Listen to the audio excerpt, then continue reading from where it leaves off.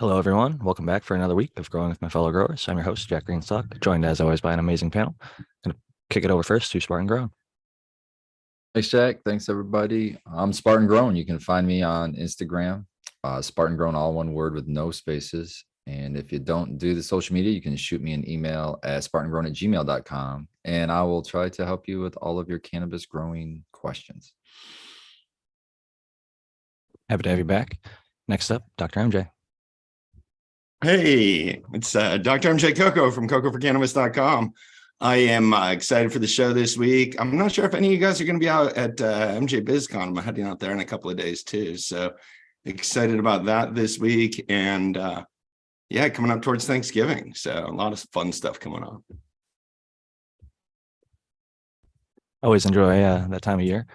I'm looking forward to cooking up some turkey with my wife, Lady Greenstock. Shout out to her. And next up, we've got Matthew Gates. Hey everyone, this is Matthew Gates, Integrated Pest Management Specialist. I'm looking forward to whatever we're talking about today. And if you're interested in professional inquiries, you can check me out at sentinel.com. Happy to have you back. Next up, Brandon Rust. Hey, how's it going, everybody? Brandon Rust here.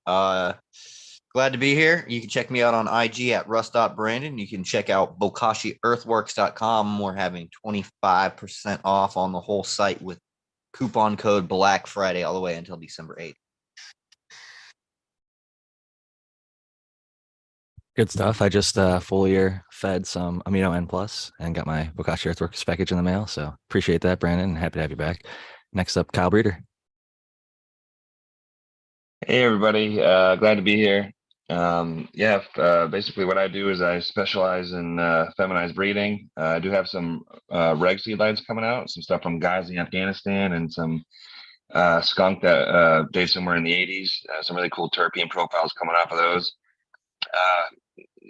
Not to quite follow suit, but I do have a sale as well on our website at purebreeding.com with the code PURE, coupon code PURE, and it's 20% off all orders on whatever you get there. And just glad to be here. Sorry I missed last week. I kind of had an injury doing some renovations at the house, but I'm back. Everything seems good, and I'm glad everybody's here and doing well.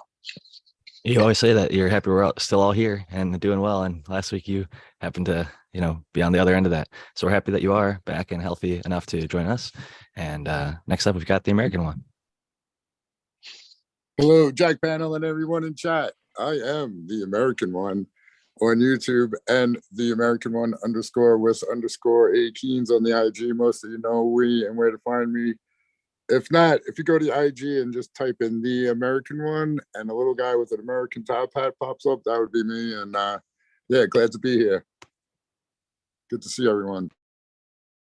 Happy to have you back. And this week I debated going through like a scientific article and kicking it out to you guys like last minute, but I want to find a really good article and give you guys like most of the week to look at it. So we'll look forward to doing that next week.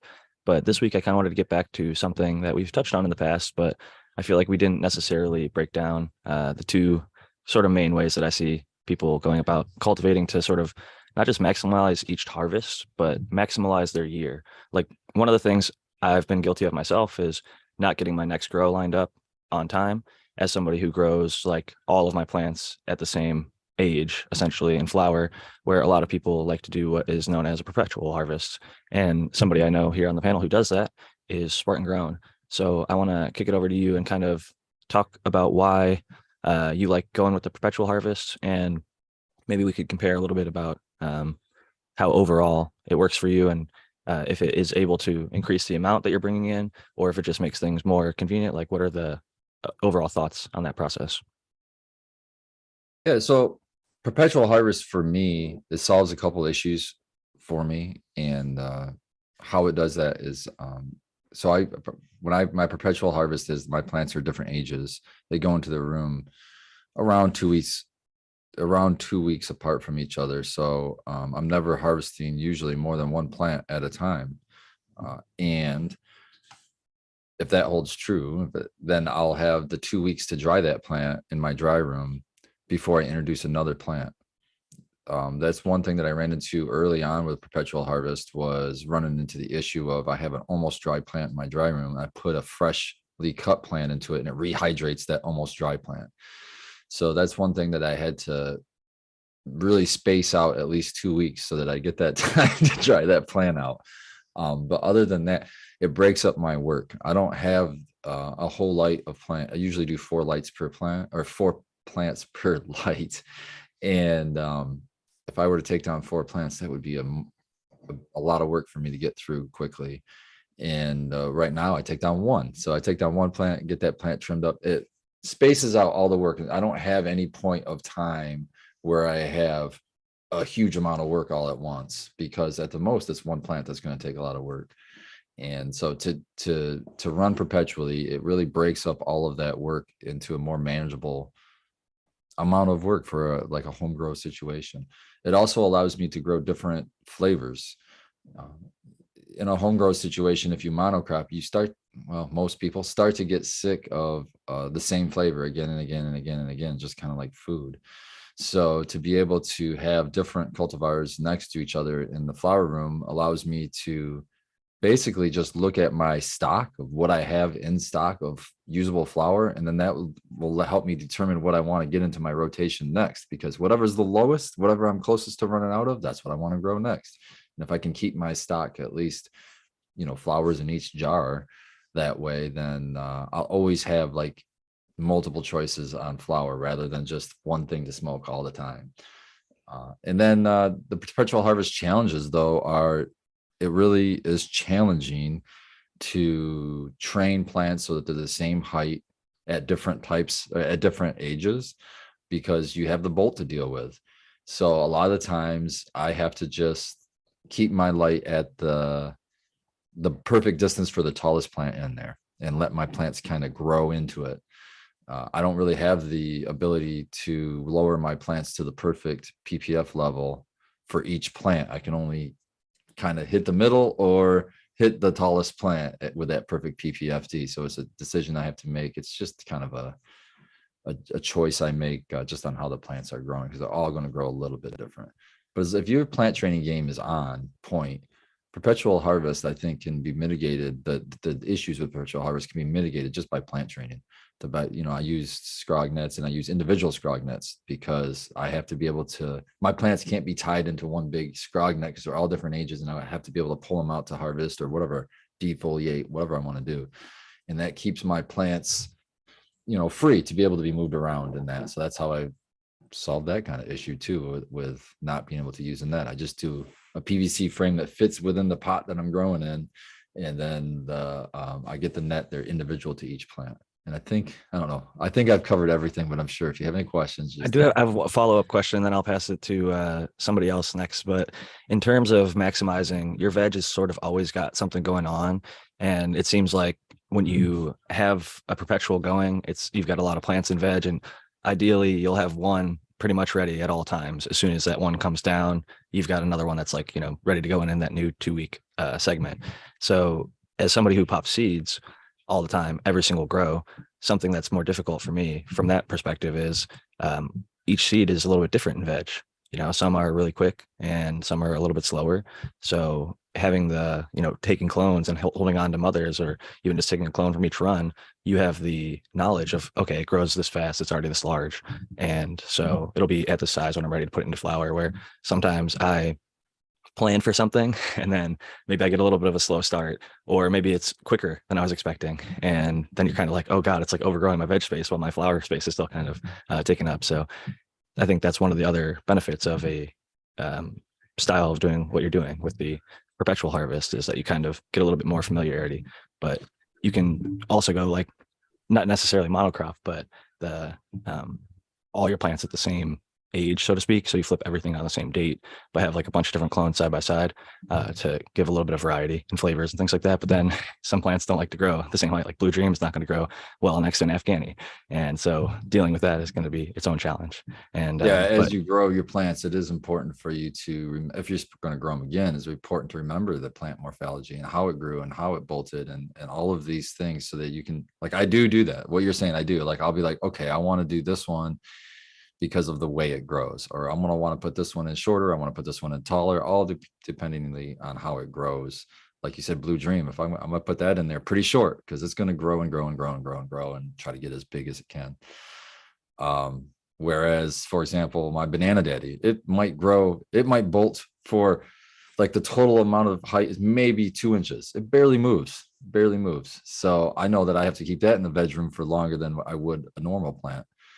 But honestly, I don't plan my veg like I used to. That was a headache, man. It was such a headache to try to plant it because, like you said, these are living things. They're going to do their own thing, whether you like it or not. And so now, instead of going by dates or times, or I just go by the height of the plant. I train them all the same in veg. You know, I try to make them a little bit bushy just to fill the space.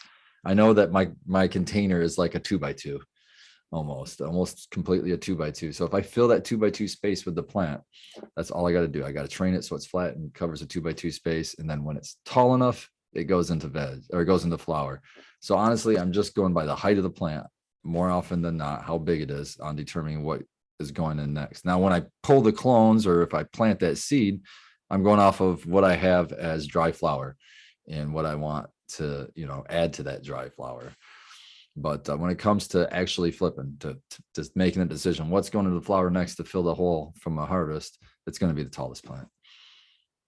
It's a good point. And like you were saying with the veg, especially when I'm growing from seed, like if I'm really crushing it, maybe I could get a plant to like a foot tall and like trained where I want it in like 25 days, maybe 30 days. But on like in the colder months or something, or if things just don't go perfectly, it might be 35, 40 days, maybe even 45 days. And if you're planning things out on your calendar, a 2 week difference changes. Like if you mess that up a couple times, you lose a whole harvest.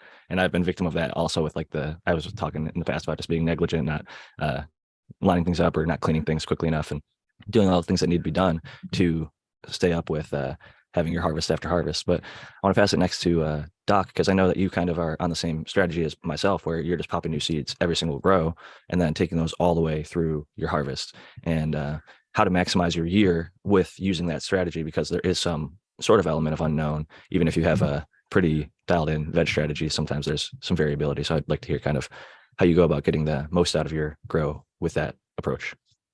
Yeah, I mean, well, first of all, I think that if I really wanted to get the most, like if I was doing this for maximizing production, I would have a perpetual setup. Probably not exactly the same way that Spartan has. I think Spartan's really interesting sort of case of how perpetual grows can be adapted to home grow situations. I mean, having lots of different plants of different ages all in one flower room.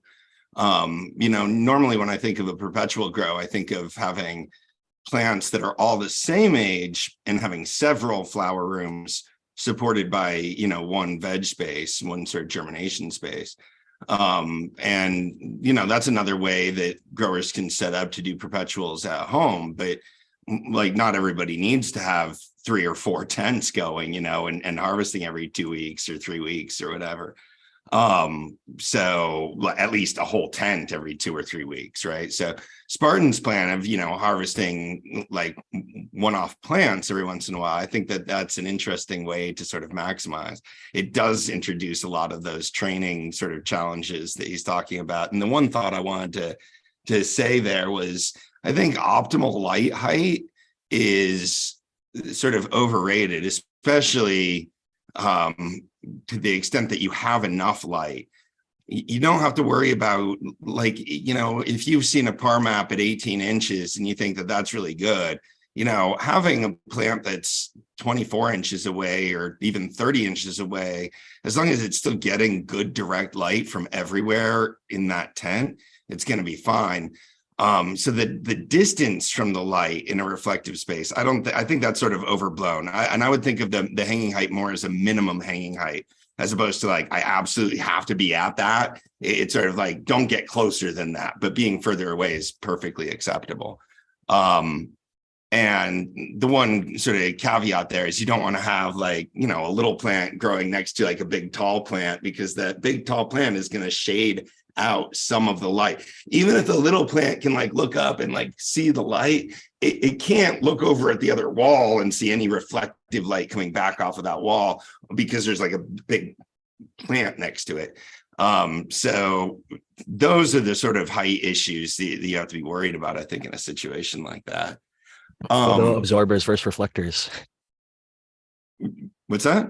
You said it was like photo absorbers versus reflectors, essentially. Yeah, absolutely. You got sort of a photon sink that's soaking up all the photons and giving you sort of the red shade effect to the plant, which it won't affect the plants too much during the flowering, but it does sort of send the signal to them that they're underneath other plants.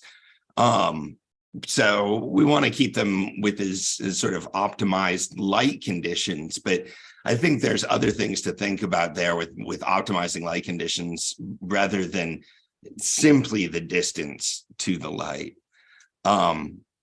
Anyways, in my own situation, yeah, I mean, I like to optimize in the space that I have. I grow pretty quickly. I try to grow a dense canopy, and hit good yield per square foot numbers in my grows, as well as sort of yield per micromole and yield per watt and sort of the energy consumption that we're doing. So I train and flip my plants. I usually know how long things are going to take, but sometimes they take a little bit longer because life gets in the way and you don't do everything perfectly. So yeah, like you were saying, sometimes it takes 35 days. Sometimes you plan everything to take 28 days and it takes 35 or it takes 42 and you got to just sort of roll with that. But I do think that that's where, you gain on sort of the efficiency of your grow, is keeping everything tight, keeping the plants happy the whole time, and sort of having the right kinds of equipment for the size grow that you're trying to grow in to have the best results with that. Yeah, I'm just growing right now myself in one 4x2 tent. And I skipped 2 harvests this year, so I need to get kind of back on the stick here, and I am running low on product eventually, but having 3 harvests a year generally out of a 4x2 tent is more than enough to sort of satisfy my personal consumption needs. It's a good place to be at where you can just completely, Yeah. make up for where you don't have to go buy any. I mean, that's where I think a lot of the people in the cheap home grow are trying to get to if they're not already there. And if they're there, trying to stay at that point, and then maybe, I think of it, the maximizing thing as just like, it's always good to measure and have goals because you can always improve and get a little bit better, even if you have like the terpiest, most flavorful, like lowest yielder, like making that like 5% or 1% better each time and just trying to learn it and get a little better. And also, it's a wonderful medicine. So if you have friends or family who benefit from cannabis, having extra to be able to just hand out is always nice, because even if we don't use it all, it's like a great thing to just, people don't have cannabis gifted to them often in their lifetime. So like when you do that to people, it like really has a profound effect on people, especially like if you don't know them that well. I was just at an event for my wife's work, and it happened to be a concert, and we had like these big packs of fucking joints because we were there with a company, like a cannabis group. And at the show, there was like 7 joints in each pack and I had 14 on me. So I was smoking them, and I'm like, well, people around me, like not everybody was smoking. So I would light one up and just hand it to somebody, be like, they'd like try and hand it back to me. I'm like, no, just fucking hand it around. So I just like, I don't want people to be like, jealous or envious. I'm like, you fucking smoke along with me. Like I got the shit for free anyway. So I might as well hand it out and let you enjoy it with me, because I don't know, it just makes the whole experience better. There's more smoke in the air. The people at the venue, it was a small venue, and like even the people performing were like, damn, like San Diego, you guys really bring the smoke in the air. It was a lot of fun. But anyway, I want to. Yeah, no, I think that's one of the joys of being a home grower. Yeah. Generally, when I hang out with my friends that smoke and that don't grow their own, like they don't have to show up with any cannabis. Like we'll smoke all they possibly want, like the whole time. And I mean, it's basically, it doesn't cost me anything. I mean, I'm doing this anyways. Like growing cannabis is my hobby. It's like something that I do. It's also something basically part of my occupation at this point, not to sell it, but to like be up to date with these things and to sort of understand what's going on in cannabis. So like, having a surplus of available cannabis flower in particular to go through is absolutely one of the joys of being a home grower, with friends that don't. Yeah. It's the hardest thing to replace too. you can really put a sprinkle on top and make it even better when Yeah. you consider, at least here in Michigan and a lot of other states, but I can only speak on the state I'm in that I know. But in Michigan, where it's legal to gift it, man, I am proud of myself for the fact that I now am the supplier for both of my parents, my mother and my father, and they never pay a dime for it. That makes me feel so good. It makes me Yeah. feel so good that I know the source of the medicine that they have. I know that I grew it and there's nothing crazy on it, and that I'm able to give back to my parents who raised me. I feel like I, owe them something, right? And to be able to give them medicine and then come back and then tell me, oh, I like this one. This is the best I've ever had, and stuff like that. I couldn't be more proud. You know what I Yep. mean? I could have everyone on the panel, and I love you guys, but every one of you guys on the panel could tell me that the weed that you smoked was the best ever. But my dad telling me that it's the best he's ever smoked in his life. Come on. No, Yeah. I mean, that's what it's all about, man. It's a special moment when you get to connect with your family like that. And unfortunately, my family is not the most, at least my parents aren't the most into cannabis. I wish they would have been. And you never know. It's never too late. My mom's still with me, so she might change, but I don't anticipate it. But it's really cool to hear that you're able to that connection and take care of them in that way because um, as somebody who, I had a great relationship with my parents, it's good to give back because if they took care of you, if you're fortunate enough to be in that situation, it's always great to be able to give back to your family. So great on you, Spartan. It's never a bad thing to toot your own horn when you are doing good work out there. So I want to pass it next to Brandon Rust because I know you've got a different take on trying to maximize things because you've done this on the business side of things as well. But even before then, you were kind of more on like I'd say like home scale. And your approach was, I really liked when I came out and saw in San Diego what you were doing here, but now to see it at the commercial form being successful at a larger scale is really cool to see. So I'm just curious your take on maximizing the year versus just like a lot of people think about just like, how do I get this crop the best versus like, how do I keep everything in line to do the best throughout the whole year? Yeah, so my approach, if you're limited to in space, and let's say you just have your one flowering room, if you have multiple rooms, you can do a perpetual. Depending on how many rooms you have, you can segment that into, if you have 2 rooms, you could harvest, maybe once every 4.5 weeks. If you have 3 rooms, maybe you can harvest every 3 weeks. If you just have the one room, I always recommend, and it's something that hasn't been talked about, running all the varieties that you want to run in that particular room, and knowing pre-hand what you're going to do for your plant maintenance, because every variety is different as far as like the growth and stuff. But the reason why I don't like to rotate things in, me specifically, is because the temperature and RH difference, because I have a scale at which the VPD fluctuates. And so I'll have higher temperature and humidity earlier on in the cycle. And then I'll slowly decrease that over time. If I take a plant that's in veg that has, maybe 80% humidity, and I'm putting it into a room where I have to constantly keep it at, like 50, because I have stuff that would be flowering and be in different stages of growth, it would work it's kind of a disadvantage because you can't really dial that environment in to that specific cultivar, and so you're gonna you're not gonna be able to maximize the genetic potential of the plant, and you're not gonna be able to change you're gonna have to keep your temps and find stuff that works at that temp. What are some like temps and RHs that you would feel like are too high for certain stages of like later flower you want to avoid for Oh mold or well, mildew or whatever?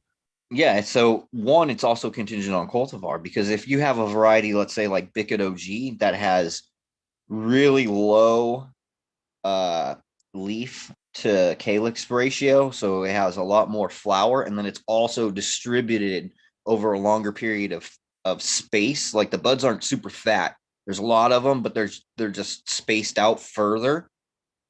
You're going to have better resistance to things like mildews and botrytis and things of that nature. But if you get something like maybe like Afghani bull rider, for instance, that's really really fat, you can't have those temperature and humidity at 70 or 68 even. You have to bring those down. There's varieties like that have really heavy flowering sets that get really dense pretty quickly, and you need to be able to mitigate your excess humidity in those situations. So that could be one of the factors that you would want to look at in that case, that you were looking to either cultivate all at once or rotate things in and pull out. Yeah, I agree. If it's expensive for you to get your RH down, I think basically it's a relative humidity issue, right, Brandon? Like, you can tolerate a higher relative humidity earlier in the flowering period than you're willing to tolerate later in the flowering period. Yeah, because if you were to look at like my charts, right, for my SOPs, we're starting off with pretty relatively warm, humid environments. Yeah. And the plant likes that. And especially in the soil environments, those types of environments, they expedite the nutrient cycling process and, that whole all the biological functions, because it just has more energy, right? And so when we're looking at that perspective, it's better, but we have to mitigate that humidity, and we have to keep the temperature, obviously, to keep in our VPD in range. But that goes down over time, and we're ending at maybe, depending on cultivar, anywhere between 45 and 55% RH. Right. But see, I guess where I'm just sort of rubbing up against, I would talk about it differently. I don't think that you're really doing it for VPD reasons. Like the optimal VPD for the plant's transpiration doesn't really change during the flowering period at all. But no, we're just decreasing those temperatures and those humidity, because more moisture in the air, especially when those things peak, right? If you have a system where your lights turn off instantly and they don't ramp down, right? The load, the water will condense, right? If there's a large amount of humidity, as soon as that water vapor in the air is rapidly cools, it condenses. If the and that plant gets that. That plant registers that in those microclimates that are created around the phylosphere, around those calyxes that are tightly well, now that depends on sort of how you're managing climate. But let me just finish what I was saying in terms of, like, VPD is important in terms of transpiration. Most of the rest of the things that we manipulate climate for isn't because of VPD. It's because of, in this case, when we're dealing with the risk of mold and bud rot, it's primarily because of relative humidity. And the effect of lowering the relative humidity does increase the VPD, but we're not doing it because we want a higher VPD. We're doing it because we want a lower relative humidity.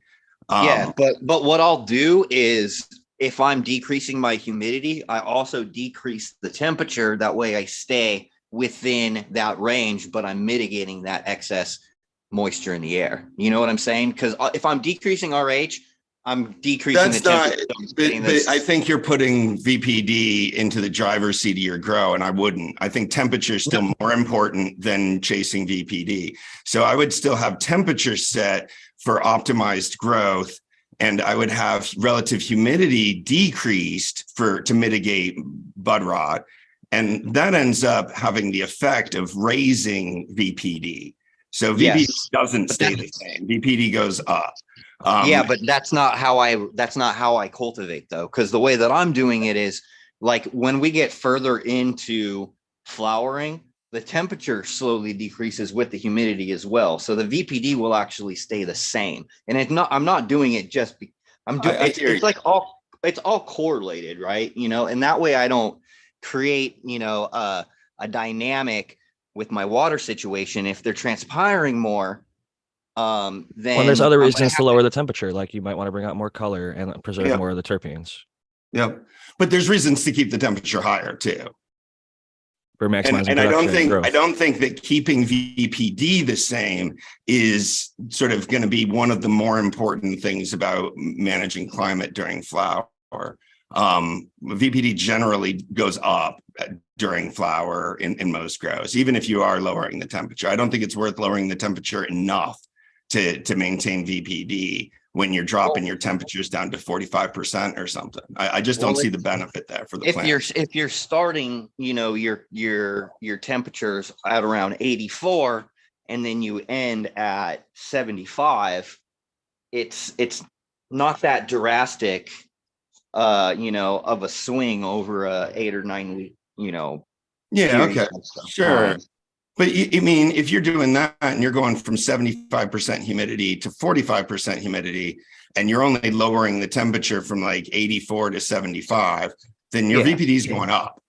It is going up. It's increasing during that time, but we're still staying in. What I'm saying is we're still staying in an optimal range. There's like the green range, right? Yeah, on the for the chart. plant. I'm sorry, I was getting my thought confused on what you were saying. Yes, you are right. The VPD is decreasing. However, we're still within that target range. Increasing. That's optimal. The VPD is increasing when the relative humidity goes down. If everything else stays the same and the relative humidity goes down, VPD goes up. Yeah. So to take a little quick change of pace, I want to get onto the seed side of things and Sorry, ask. Brandon, that was, I mean, hopefully, educational for everybody to sort of hear us banter about. Yeah, and I just smoked a bong hit, so. Good stuff. Well, Kyle Breeder, I Yo. want to bring you into. Oh, go ahead, Tal. I was just going to say, I was going to chime in on the perpetual and keeping your rooms packed out. It's all math and logistics, pretty much. Even if you're starting seeds, like you're saying, you could have, even if they're regular seeds and you want 4 females, and like you just overdo it. So if you figure half and half, you start 8, you're going to get 4 females, but you want to start 10. So hopefully you get 5 females in case there's that one that you were referring to that's a slow runner or a crazy stretcher. You find you have more to choose from. So there's ways around everything. But I remember a Medicrapper interview where he's just like, yeah, it's just math. If you need 100 plants to fill a room, you got to take at least 100 clones. And you want to take more for loss and whatever, and you just go about it that way.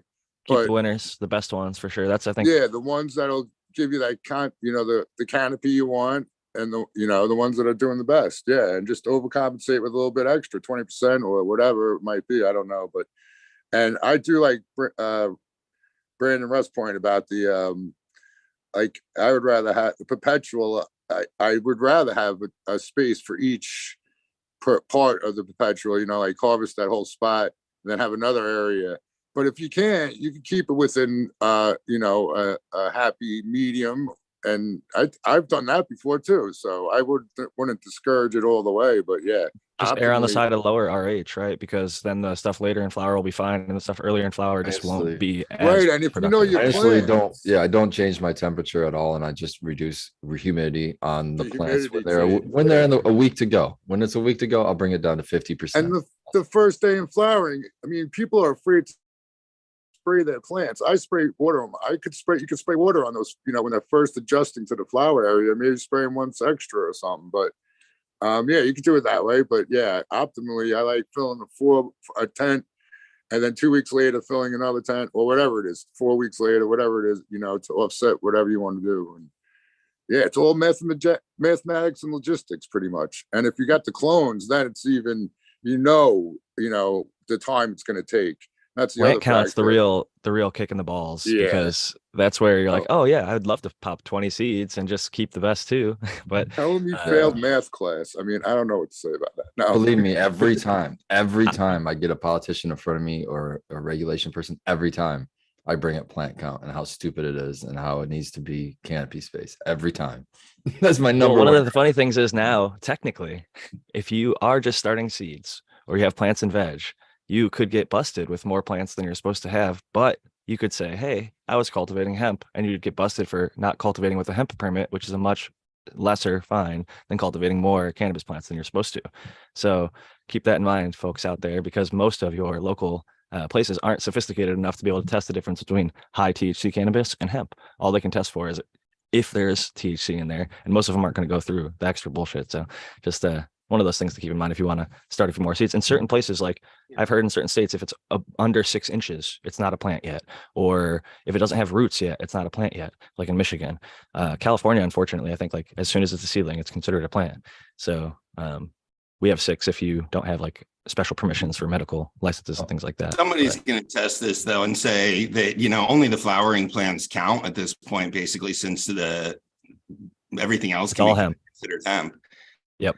Yeah. And commercial places can't get away with that very easily, but individual growers probably can. So it'd be interesting because as an individual grower, you could be like, yeah, I'm growing my, 6 plants and I'm also growing hemp because I like to make my own rope or some crap like that, right? Or I like to make CBD mixes like Smarty Yeah. does. He buys hemp and whatever infuses. you want it to do, Yeah. but that's not a cannabis plant until you flip it to flower. So, I mean, this isn't official legal advice, but I do think somebody's going to test this. And It's there's already a happened with lot of seeds. sort of loopholes people are driving through with this whole farm bill stuff.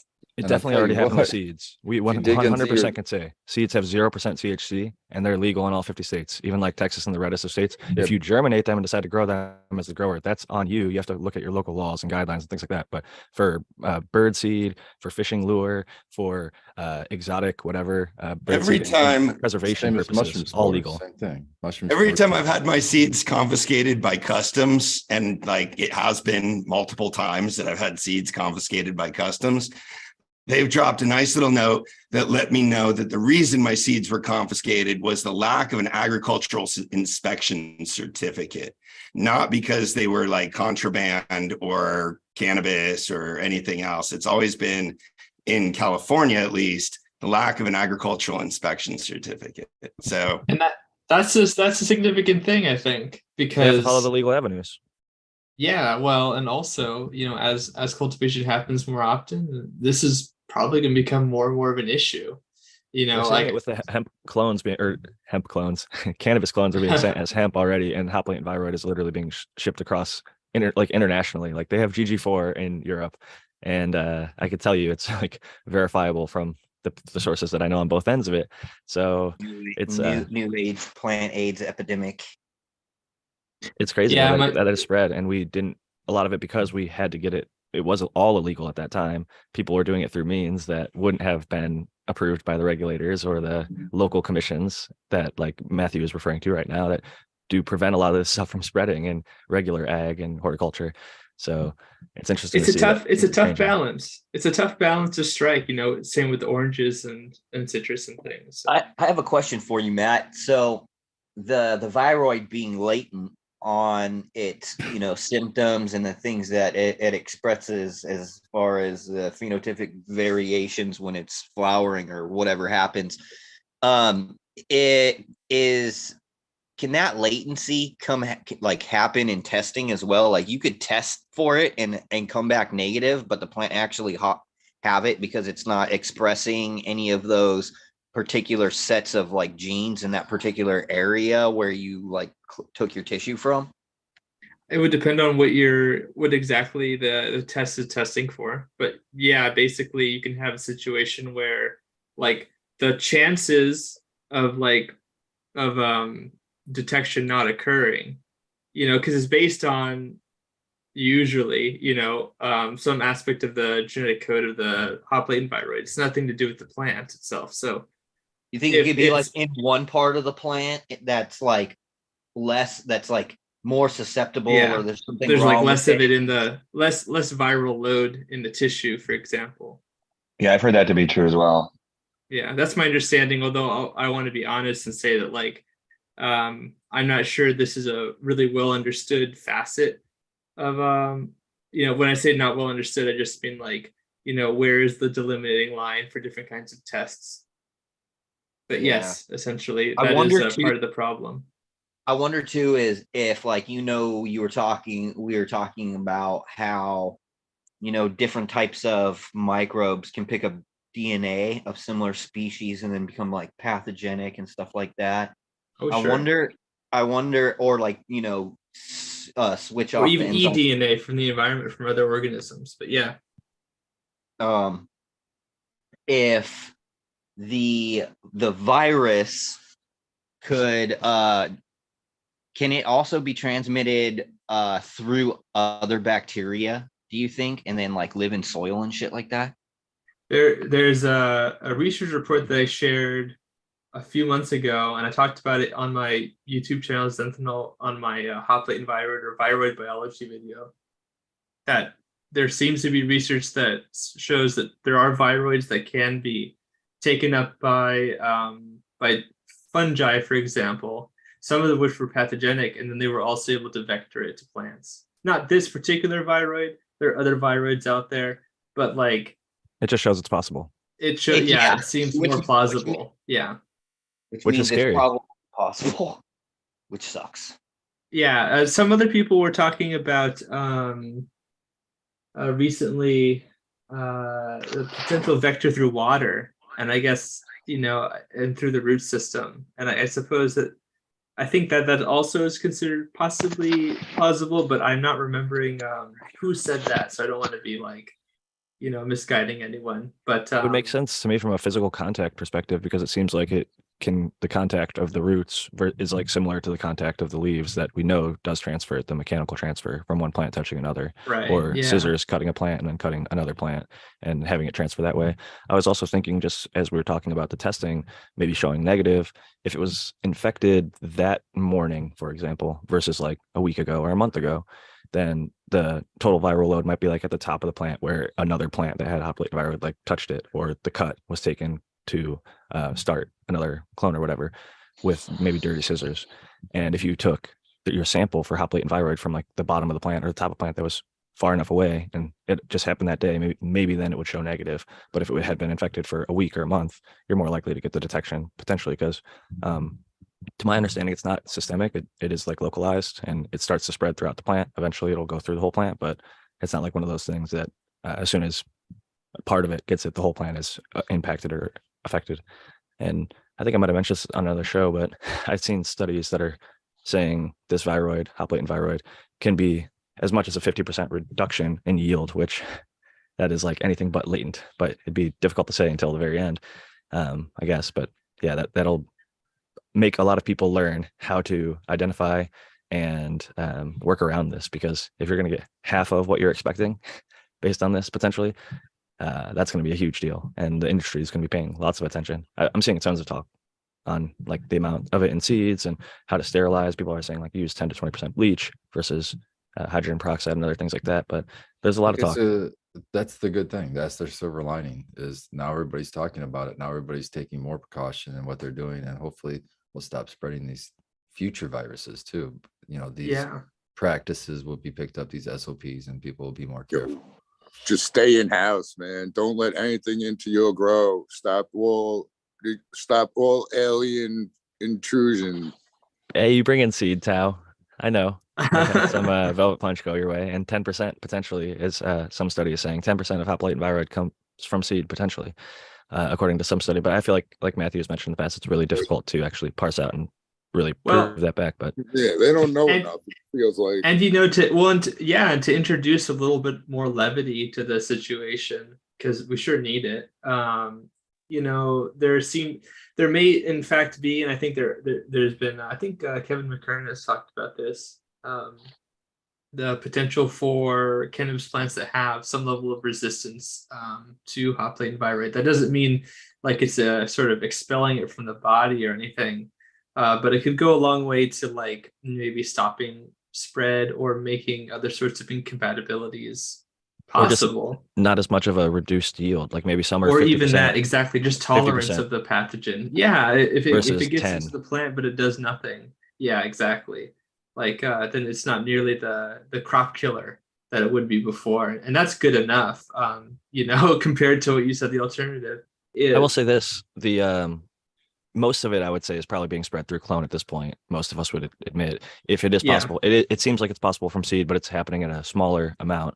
And to give Kyle a chance to jump in here as a seed maker, we were talking about maximizing our harvest throughout the year.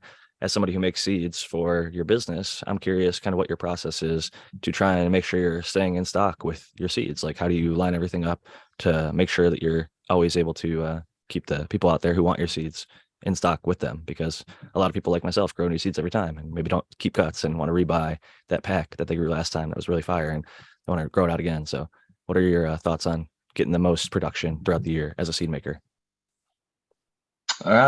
Yeah, I mean, I think it's just, I mean, it's a little bit hard for, I guess, depending on what state you live in and what your laws are. But for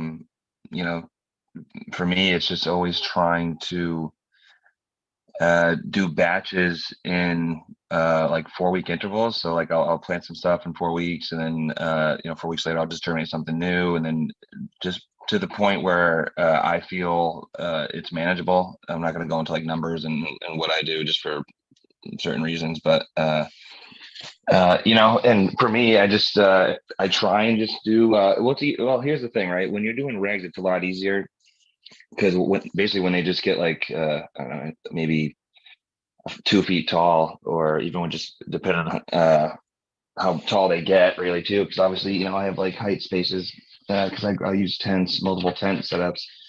I'll just flip them right away, and then for regs, it's easier because you just let the male do its thing. But typically in those scenarios, you want to go a little heavy because you're probably going to have some varieties that you don't really want, or that don't really, you don't really want to bring forth into the next generation. When stuff that's like heirloom or kind of rare, like with what I'm doing now, like the skunks and the gosling seeds, I typically will like call the mutants and things that maybe aren't doing too well, but for the most part I try and keep everything there so that way I keep everything kind of pure in that regards. But with feminized seeds it's a little bit trickier because you only get one shot at it, and so for anybody that's trying to maximize seeds with maybe feminized breeding, the goal is to ensure that you have a female that is going to dump pollen, because I made a few mistakes last year where I had like these 4x8 tents full. And I kind of was like, and it was a very foolish move, but I was kind of relying on the fact that a female that I had reverted in the past would almost do just as well. But I was trying a new product, and I basically had two full grown females that reverted but didn't give a single hair of pollen, and I lost like an entire like 5 months of work because of that. So I think for anybody that's trying to maximize, if that's kind of what we're talking about, is to ensure whatever product you are using to reverse the female, that female does have a very good potential of dumping enough pollen so that you're not in a position where you lose everything. Because it's just a lot of time to try and prep, and to time, and to ensure that especially with the you got to spray the ones that you are spraying have to go into flower first, and then you're trying to time everything with that, and then you got to put them into the other 10, and then if you're trying to do, like for me, typically I'll probably spray. I'll have like 4 separate tents with multiple different, maybe sometimes even like the same. Like let's say I have like a blueberry, a strawberry, and a cherry type female. I'll have each of those in each tent, but I'll have 2 other tents with the sprayed females, and I'll maybe combined a little bit in each one. So I've just a good variation of multiple different crosses going through everything. But I mean, the key for maximize if you're feminized breeding is just to ensure that you have females that really work.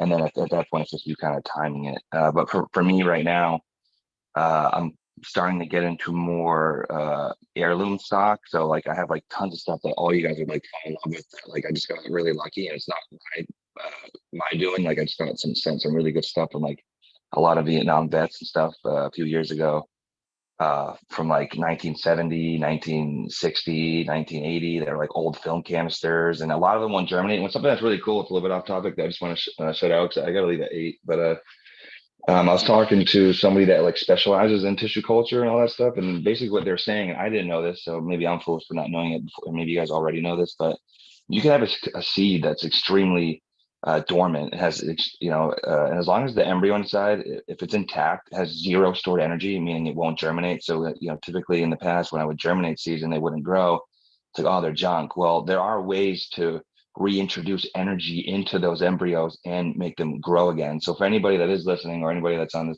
panel and doesn't know, or maybe you do know, if you have seeds that aren't germinating but they're something that you really care for or like, don't throw them away, because maybe I would hope in the maybe next 10 years they'll have things for maybe home growers, or ways that we have as home growers have access to these like agar gels and stuff that you can reintroduce those seeds and still grow them. Because I was like tossing shit, but now I know I just hold on to everything. So I thought that was You can pretty buy cool. those kits right now. Like there's a couple tissue culture labs on Instagram that like sell kits with the right hormones and things like that. I'd even seen yourself in the past with your like 80s and 90s seeds use, I think it was 150 part per million was your best rate, but you tried like 50, 100, and Yeah, 150 yeah, ppm yeah. And of that stuff GA3. definitely works. But I always thought that maybe you were still searching for maybe 1 or 2 out of the 10 that had potential to germ. I guess what I was kind of didn't know is like you could have a seed that has will never germinate, but with upcoming technology, you can still get them to germinate. And I just thought that part was really cool, because I'd find 10, I'm like, oh, well, 8 didn't, 2 did, the other 8 must be trash. Well, no, those 8 will still go. You just need to have the right formula and gels. And a lot of that stuff, you have to go way beyond those. What was I using? I forget what you said, that product I was using. GA3, gibberellic Yeah. acid. Yeah. You have to go a little deeper into that kind of stuff. But yeah, That's what I they got. use So in tissue culture. It's a lot of hormones. I've been looking into it right. myself. I'm very fascinated with the process, and it's a lot of hormones, really. You're just, Gibberellic helps with germination. That's one of them. but they're doing stuff to stunt hormones too, to keep them really tiny in like test tubes, essentially, and preserve it. And they're also doing things to clean it up. But there's a lot of really good tissue culture people out there. If you look into it, a lot of people are sharing good information on that. So I also want to ask this one quick question before I welcome Noah the Grower into the room, because he just jumped in here. Kyle, you mentioned you had a pheno that dumped one time, but then you changed sprays. I'm sort of the if it ain't broke, don't fix it sometimes philosophy. Yeah. But what spray worked and what spray failed you?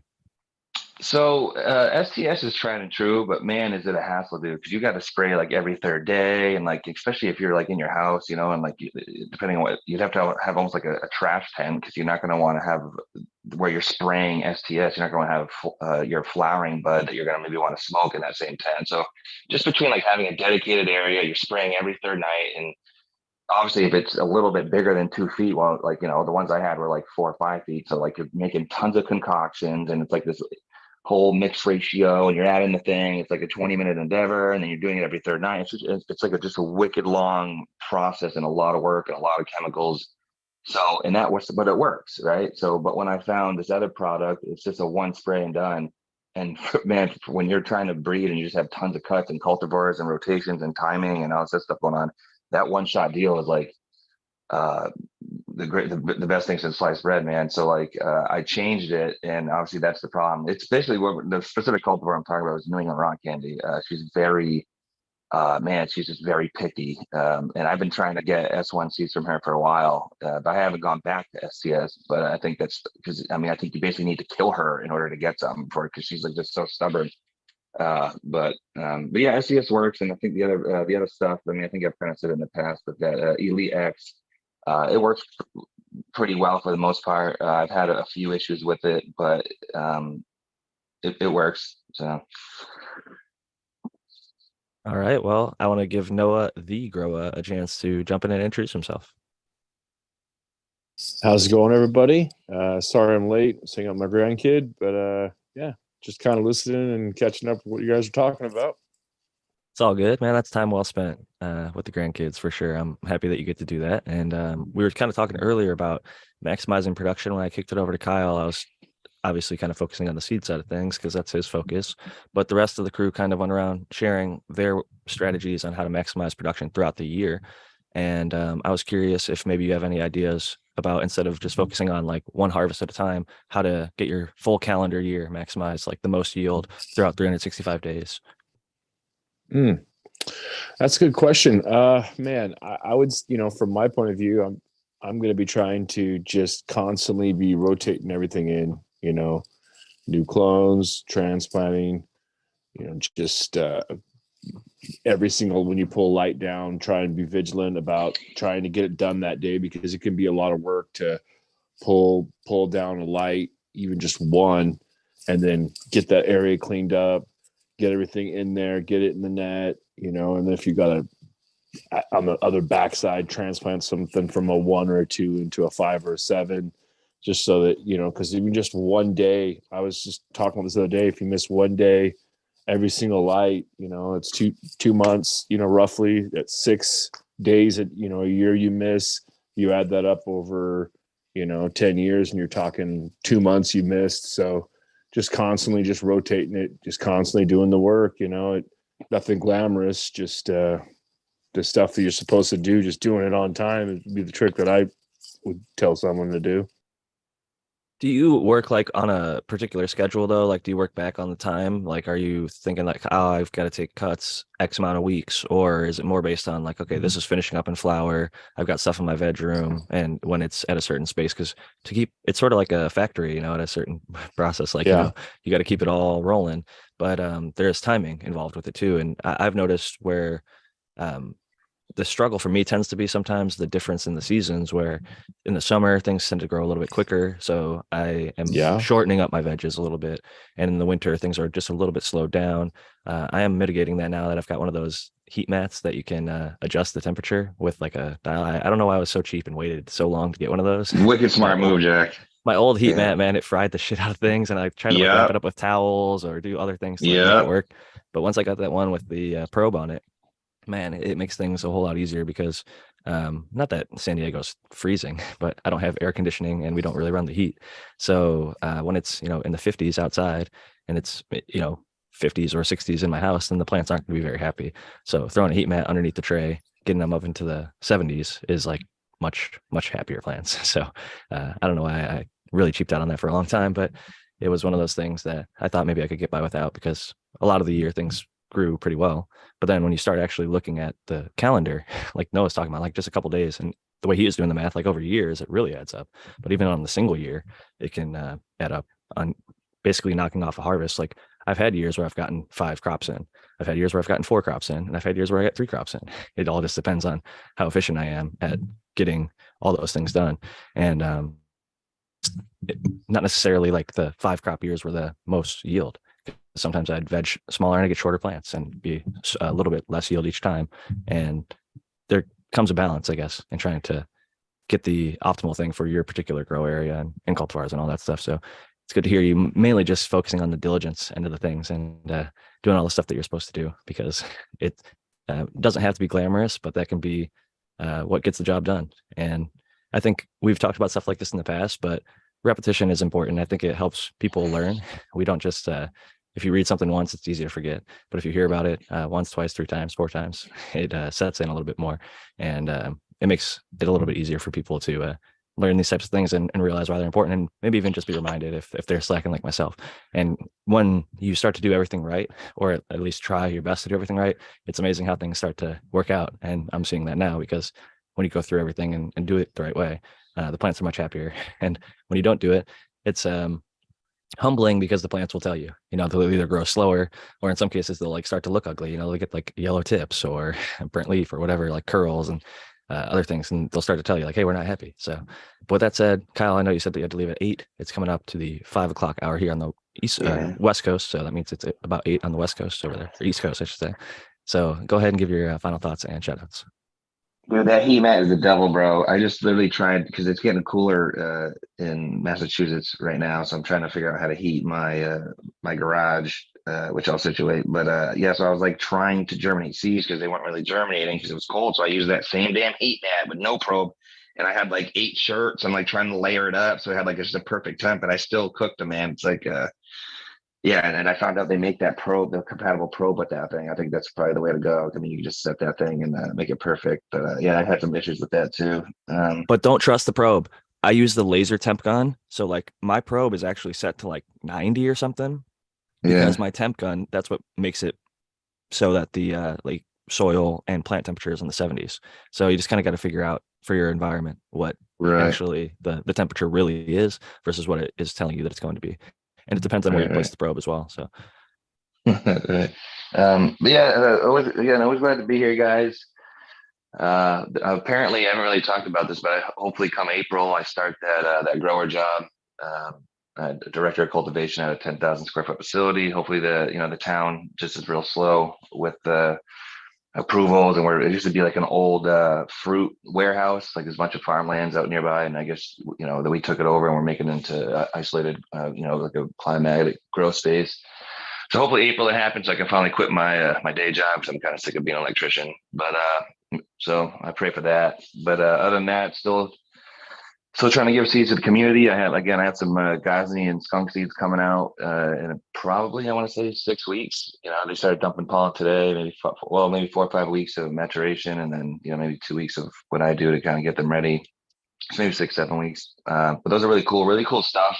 The gouging seeds are super identical. These wicked long, beefy, massive, like true Afghani leaves. It's really cool to watch these things grow, man. And the stems are like, Jesus, like the size of my thumb, and they're not even that big. They're like 2 foot tall. It's just so different in like pure plants. And the skunks are pretty cool too. Just really different terpene profiles on those. I'm kind of happy to or excited to see what those are like in flower, full on flower at least in like week 2 or 3. But those will be available at purebreeding.com. Kind of like, so if anybody's interested, I do have a sale going on right now. Coupon code PURE. It's 20% off everything. If you, basically whatever you grab is 20% off. You just type that in. And yeah, cool stuff coming. Trying to work on stuff, trying to get new stuff out there. I'm going to bring up some more old stuff for everybody. I think just, it's just pretty cool stuff to kind of get into. I like the older stuff. But anyways, I'll stop blabbing. But happy everyone's still doing well, man. I'm glad to see all you guys' faces every week, and I'll see you guys on Sunday. Have a good one, Kyle. Grow up, Thanks, take care, guys. So on Go on, the Kyle. spirit of seed production talk, and I was talking at the top of the show about how I just got my Bokashi Earthworks package from Brandon in the mail after the post office lost the first one, unfortunately. But he promptly replaced it, and within that, he had a seed pack in there, which was high divorce rate from My Name is Earl, which is like a wedding cake BX4, I think, crossed to Das Funk or something. And then you cross that to Limelight, Brandon. And one thing I've noticed is your seeds tend to sell out quite frequently whenever you list them on the site. And I know it seems like more of a hobby or craft thing at this point. And I'm wondering if you're planning to at any point maybe expand your seed production and maybe go more full tilt into that side of things and getting your genetics out into the world, because I've been impressed by the stuff that you've created, the clones from the Limarilla, and just getting excited to pop some of the seeds that you've sent me so far. But seeing a lot of really good results from people all across the world growing it. And I'm curious, what are your thoughts and plans for the future with your seed production, and what's your kind of current seed production like? Yeah. So nothing, I don't have any huge plans on expanding that. What I do is find stuff that I like, and all the stuff that I released as that from that last Black Lime Reserve. The main thing that I wanted to get out of that was to put that back onto the Limarilla, and I work this line. I've been working it since 2014 or 15, 2015, I think. And it's Gorilla Glue times Black Lime Reserve. So I have Gorilla Glue. I have a really awesome Black Lime Reserve male that I selected, that I use on all those crosses. I can see the characteristics that it adds. And I've been, so I'll recreate the Limarilla, and then I'll select another male. I'm just doing a bunch of line breeding with that Limarilla and all the different lime lines. And I'm going to keep doing that. And then I also have the gas V2 F2 line that I've been working. And I haven't really released any of that, except I did do the back cross into Starfighter. So the whole thing is Mac and Starfighter. So it's gas, a pheno of gas that I personally selected. I crossed that into the gas, by the way, is Mac 1 crossed into Starfighter. So I took that, crossed that into the Mac V2 male that I used for my Blueberry Train Mac, and a couple other stuff that I never released. And then I F2'd that. So it's gas V2 F2. And I have that. And then Capulator sent me like 200 of the original F1 Mac 1 Starfighter process. So that's a project. And then my Blueberry Train Mac project. So I have 3 different projects, but I'm not going to be producing any seeds. Whatever's on the website right now, that's it for a pretty significant amount of time, because I'm going to be running through a lot of what I created, finding stuff that I really like out of those lines to progress. So it's going to take me a while to search for exactly what I'm looking for. So I'm not going to be really producing any seeds for a while. Hey, that's all right, man. I mean, you've got a lot of other stuff going on, and I think that was kind of more like if I could call it a hobby, even though it's making you probably some money on the side. I don't want to like belittle it because I respect you a lot as a breeder, but it seems like of your actual businesses, that is more of a hobby, I would say, than compared to the Bokashi and the actual consulting and growing side of things. So I'm happy that you're even putting any of them out there, because a lot of people that are doing that kind of thing just kind of keep it in house and they show off these beautiful cuts and things, and maybe no one gets access to them. So I'm happy that you're actually There's a putting lot it of out. transitioning going on. Bokashi Earthworks is in a phase right now where, we've been, profitable and been growing since, we incorporated.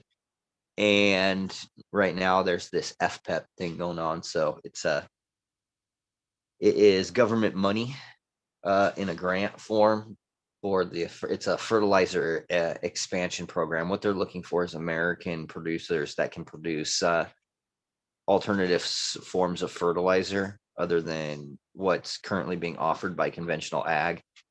And they're looking for, it fits right in. So I'm going to have a company write up the grant for me, do all the proposals. They're a professional company, that's what they do. I really Seems hope it goes perfect well. for the I- carbon-based fertilizer. Wouldn't that be perfect for that? What's that? Your carbon-based fertilizer, wouldn't that be perfect for that program? Well, this is going to be, yeah. I have a better chance with the Bokashi though, because the Oh, really? Bokashi, because there's certain key points that they really want to focus on, and part of that is carbon sequestration and the recycling aspect, right? Because part of this money is, I think, part of trying to find sustainability and to get off the resilience of other countries' raw materials for fertilizers. And so when we take waste from other industries like we're doing, because we've been doing all the trials to scale out large waste, and then also using coffee as an alternative substrate to peat. And so those are the There's types. Starbucks on every corner, so you can have a fucking Bokashi on every And corner. And here's the thing, my business partner already has exclusive rights to all of Nestle, Starbucks, and another really large coffee producer. So they get both Wow. of the spent grain, and they also get all of the chaff and all the pre-green waste before the roasting and that material too. So to be able to take that, and that has huge, massive carbon content. We've done all the heavy metals testing, nutrient testing, how much carbon these things are emitting from off gassing, and that gives us the breakdown of, or it gives us an idea of how far they've composted and broken down.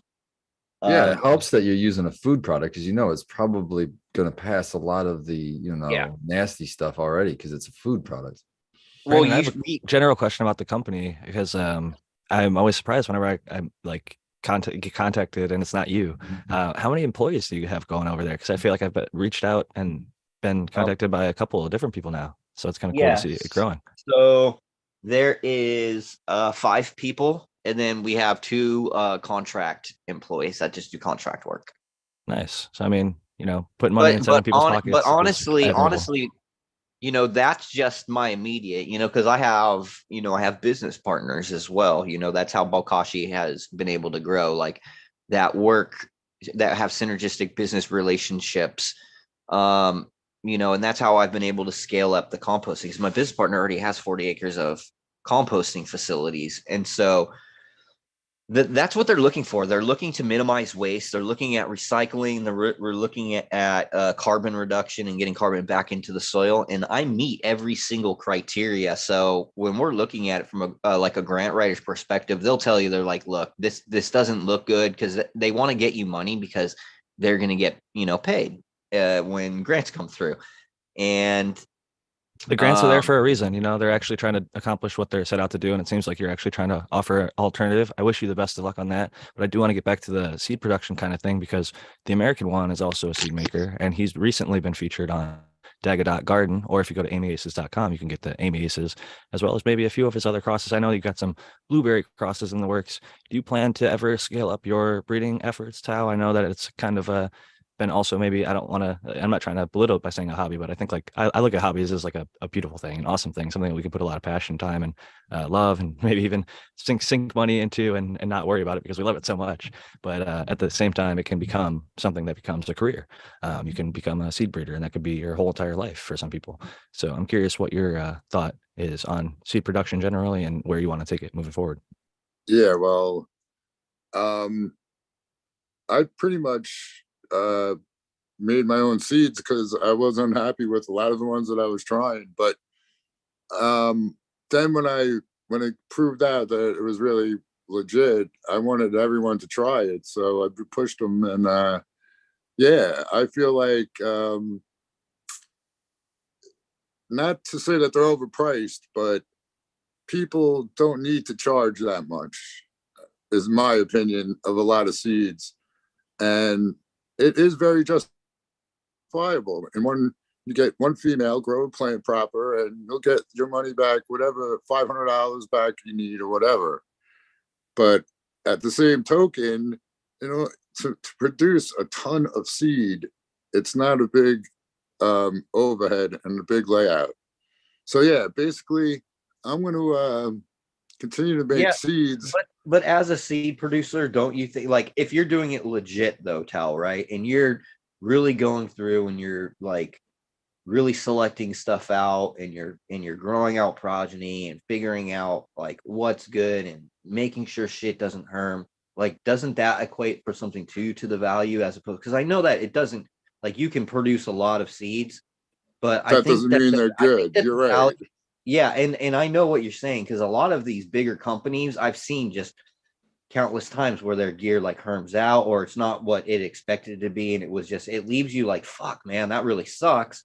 So I can understand, but also if you're getting, seeds from a real reputable person that really does the work, I think that sometimes the price is worth it. But you have to be aware of who those people really are. A lot of the best guys sell them I for agree 50 with bucks a that. 5-pack though. That's the fucking I shit want of to it. say that, yeah, I mean, I agree with this mentality somewhat, but I would also think that, at least for me, like, I wouldn't call myself an outsider to cannabis in any way, shape, or form, but I do have exposure and experience to non-cannabis crops and what is considered kind of just basic and standard. Not saying that, we shouldn't not only sort of punctuate but also sort of share the people who are breeding and breeding well, but like not herming, not doing like basic problematic stuff, being consistent and reliable. These are like really basic things Or that you at least expect. And honest. yeah, right. We in cannabis, my experience has been, and I'm very passionate about this subject in particular. In fact, I've been holding in a question that I wish Kyle was here for too, which was that I was curious, um, to what degree do you focus as a breeder, in particular, on the aspects of traits that make it a good breeding plant, rather than the traits that you're trying to select for? Sorry. So, like, for example, like Yeah. making more seeds, for example, that kind of thing. Does Let that me really factor in at all? I yeah, think you let just me grow more plants of it if you wanted more seeds of it. That's what I'm thinking. Right. But let me say a whole bunch of things. But first, yeah, it just recently I feel I've been humbled because I said I'm gonna go find this chocolate. I'm gonna, find chocolate flavored progeny. I'm gonna cross them. I'm gonna, minimize down to a chocolate flavored strain. That's all I cared about. I didn't care what it looked like, how much it yielded. I wanted chocolate. So, I started a bunch of stuff and I didn't get any real distinct flavors of chocolate. So I just was like, I'm not even going to go. Well, I won't say I'm not going to go searching, but I think my best, what seems to work the best is just growing out different stuff all the time. And when you find something, that's when you find it. You know what I'm saying? It's like going out to the club. You want to go pick up a woman. You go out there trying, and not a girl talks to you. You go out there with your boys just to get drunk, and some chicks all over you. That's the way the universe works. So when you try too hard, sometimes it seems like they get you. So just do you. But yeah, basically my thing on my career as a seed breeder is I'm continue crossing plants And if the progeny is killer, and I don't give away a ton so that, find out if it harms. That's another thing. Like, yeah, the worst thing I think any person could do is sell somebody a $300 pack of seeds, and they go home, pop them, and it harms out their garden, man. Like, what the F? Yeah. Those people, yeah, that's not good. We're But not How many really at the testers? point where that's How many testers should a breeder send out, and to how many people? Like how many volume of seeds to how many different growers to prove how it out? important is the reputation? right, I mean, well, I'm just Yeah. curious. Real Like, what's the question. Well, number? you have to keep in mind the fun fact that if you send out 100 seeds, you might get 1 or 2 people to send you feedback. True. So And when keep you're- that in mind. I unless sent out you're 100 lucky, packs and 50 people grew them. So You know- I have some good people out there. So shout out to them. 'Cause yeah, I heard like, most breeders say what Spartan says: between 1 and 10% of the people that get testers actually grow them. 90% fall off the cliff and of never those respond people back. in the, like, I'm lucky that I hang out with all the growers, and I'm lucky that everybody likes Amy Aces, because now people pop all the stuff that I send out, which is awesome. But yeah, as long as It's I called know having a it's good not gonna reputation. harm out, I'll tell people, it might not be the best yielder, but the smoke is killer, or whatever the case may be. And if it's not any good, I won't charge money for anything unless I would pay that money myself. You know what I'm saying? So that's why I was like, to keep my to be able to make more seed, though, it is a little bit of an overhead. And yeah, people should get compensated for their work, but they shouldn't be ripping people off and taking advantage. And yeah, I'll leave it at that. And what was the other thing? Oh yeah, when I go looking, I tried to make the Bruce Banner female, the offspring, more sturdiest, and a lot of times it just doesn't pan out that way. And I believe the only way you find that out is if you go out to progeny and try it all.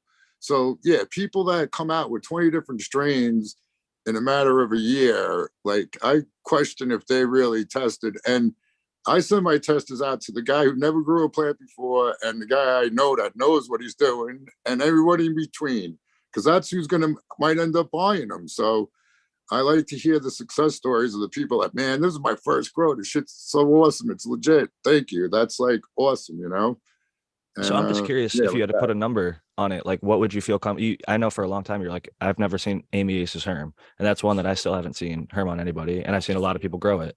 Velvet Punch has Hermed on people. I sent out 100 packs to growers, 50 growers grew them, and 4 or 5 found Herms. Now 45 people did not. So roughly 10% of my testers found Herms, but each one of those people had what I would consider a stressful situation in the garden, and they one of them was like brutal light leaks in the middle of flower, and they had several things from in that room. Another one was like just 1 gallon pot. I feel like it was too large of a plant and too small of a pot personally, but it can happen. So I write that in the description for all the people that I sent out. I don't send out F2s anymore. I've gotten enough feedback. 50 growers is enough for me. I feel like, how many more testers am I going to get to, get more feedback? I feel like most people aren't even doing that many. So that's why I ask. I never hear breeders talk about how many testers they have. Never. No one's ever like, oh, I've got 100, I've got 50, I've got 10, I've got 20. Yeah, I don't have most of them a are like, here's set my number. I just send them out to a bunch of people, and they usually get back to me on it. And if they don't, then I track them down and ask them, did you ever pop those? What'd you think? And this and that. But I'll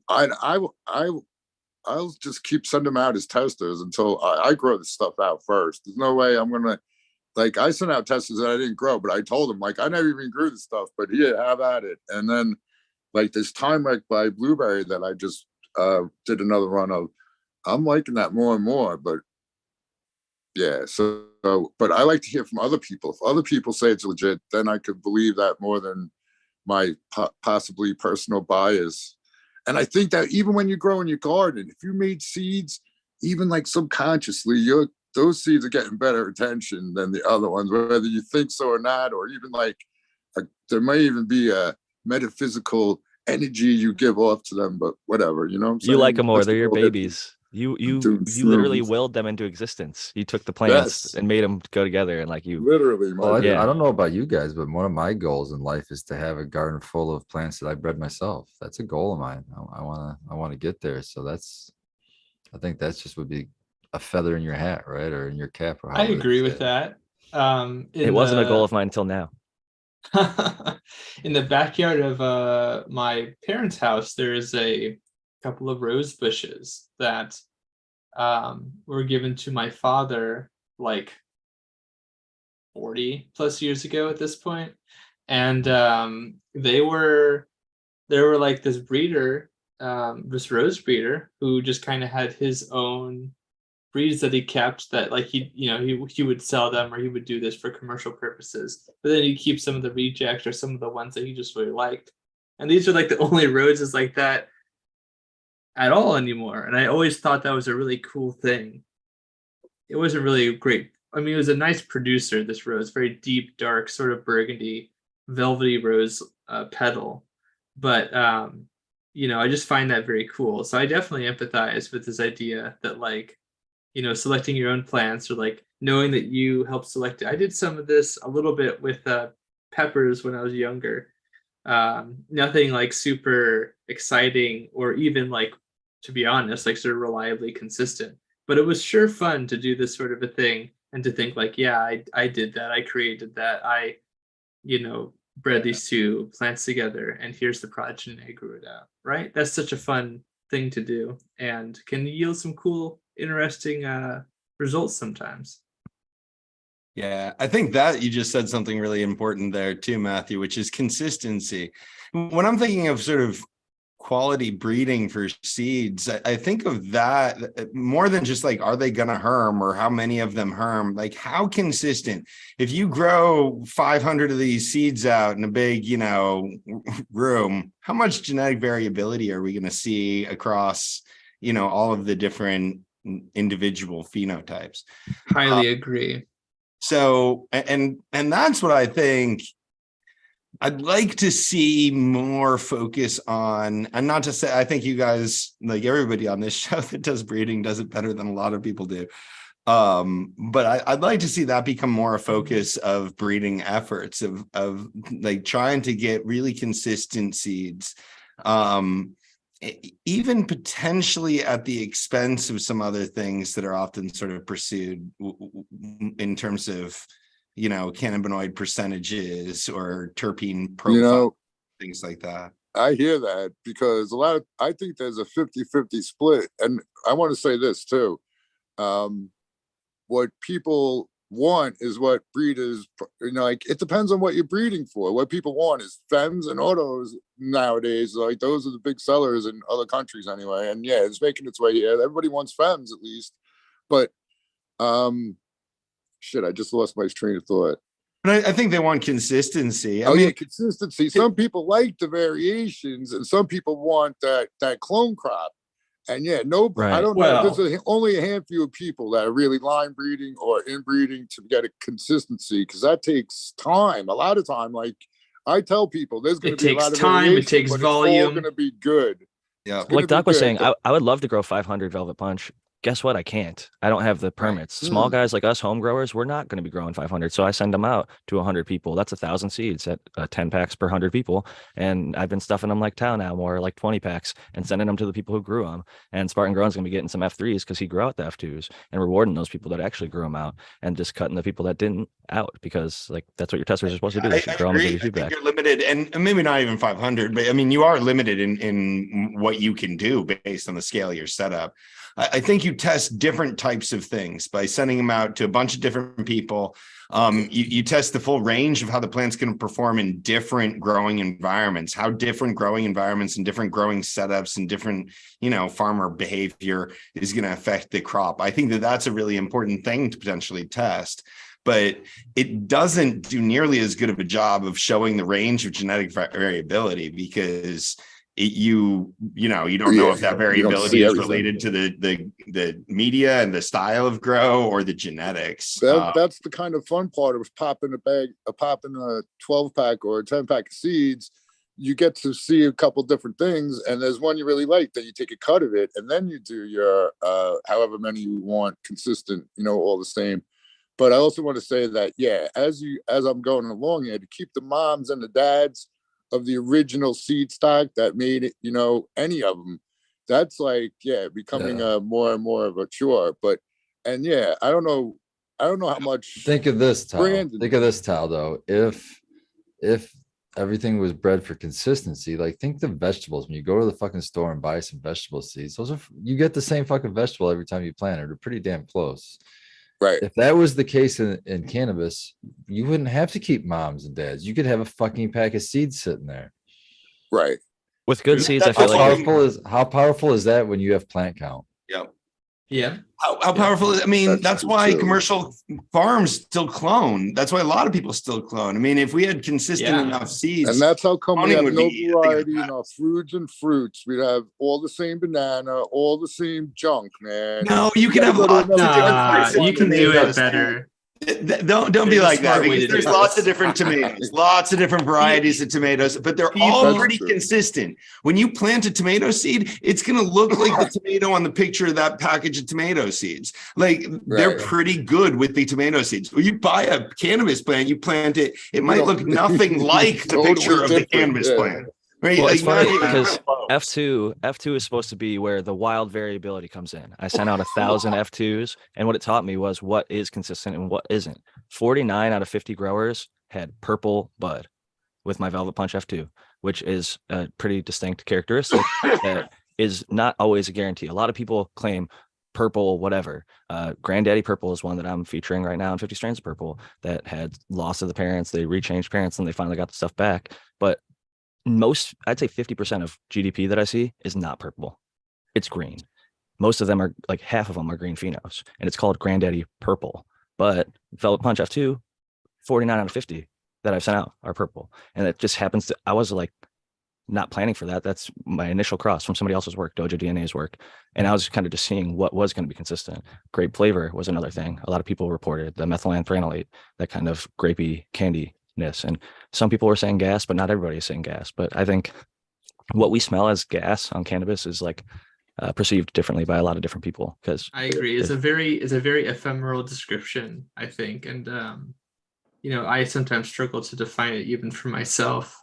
I will say Subjective. though, I feel I hard. just want to say this about the consistency argument, and also like about seeds and their premium nature. You all, if you're regulars, probably already know, and the panelists definitely know that I'm very passionate about this particular subject with like like certain hemp for like certain products, like for livestock feed or grain or whatever. There's some really interesting textile use and that kind of a thing. But also for traits that are not visible or not overt, things like resistance and stuff like that. Like, I just feel as though, and this is a bit of a hot take, but I've definitely experienced and been exposed to a lot of people who I think kind of are bitter or resent the fact that like we know how genes work pretty well.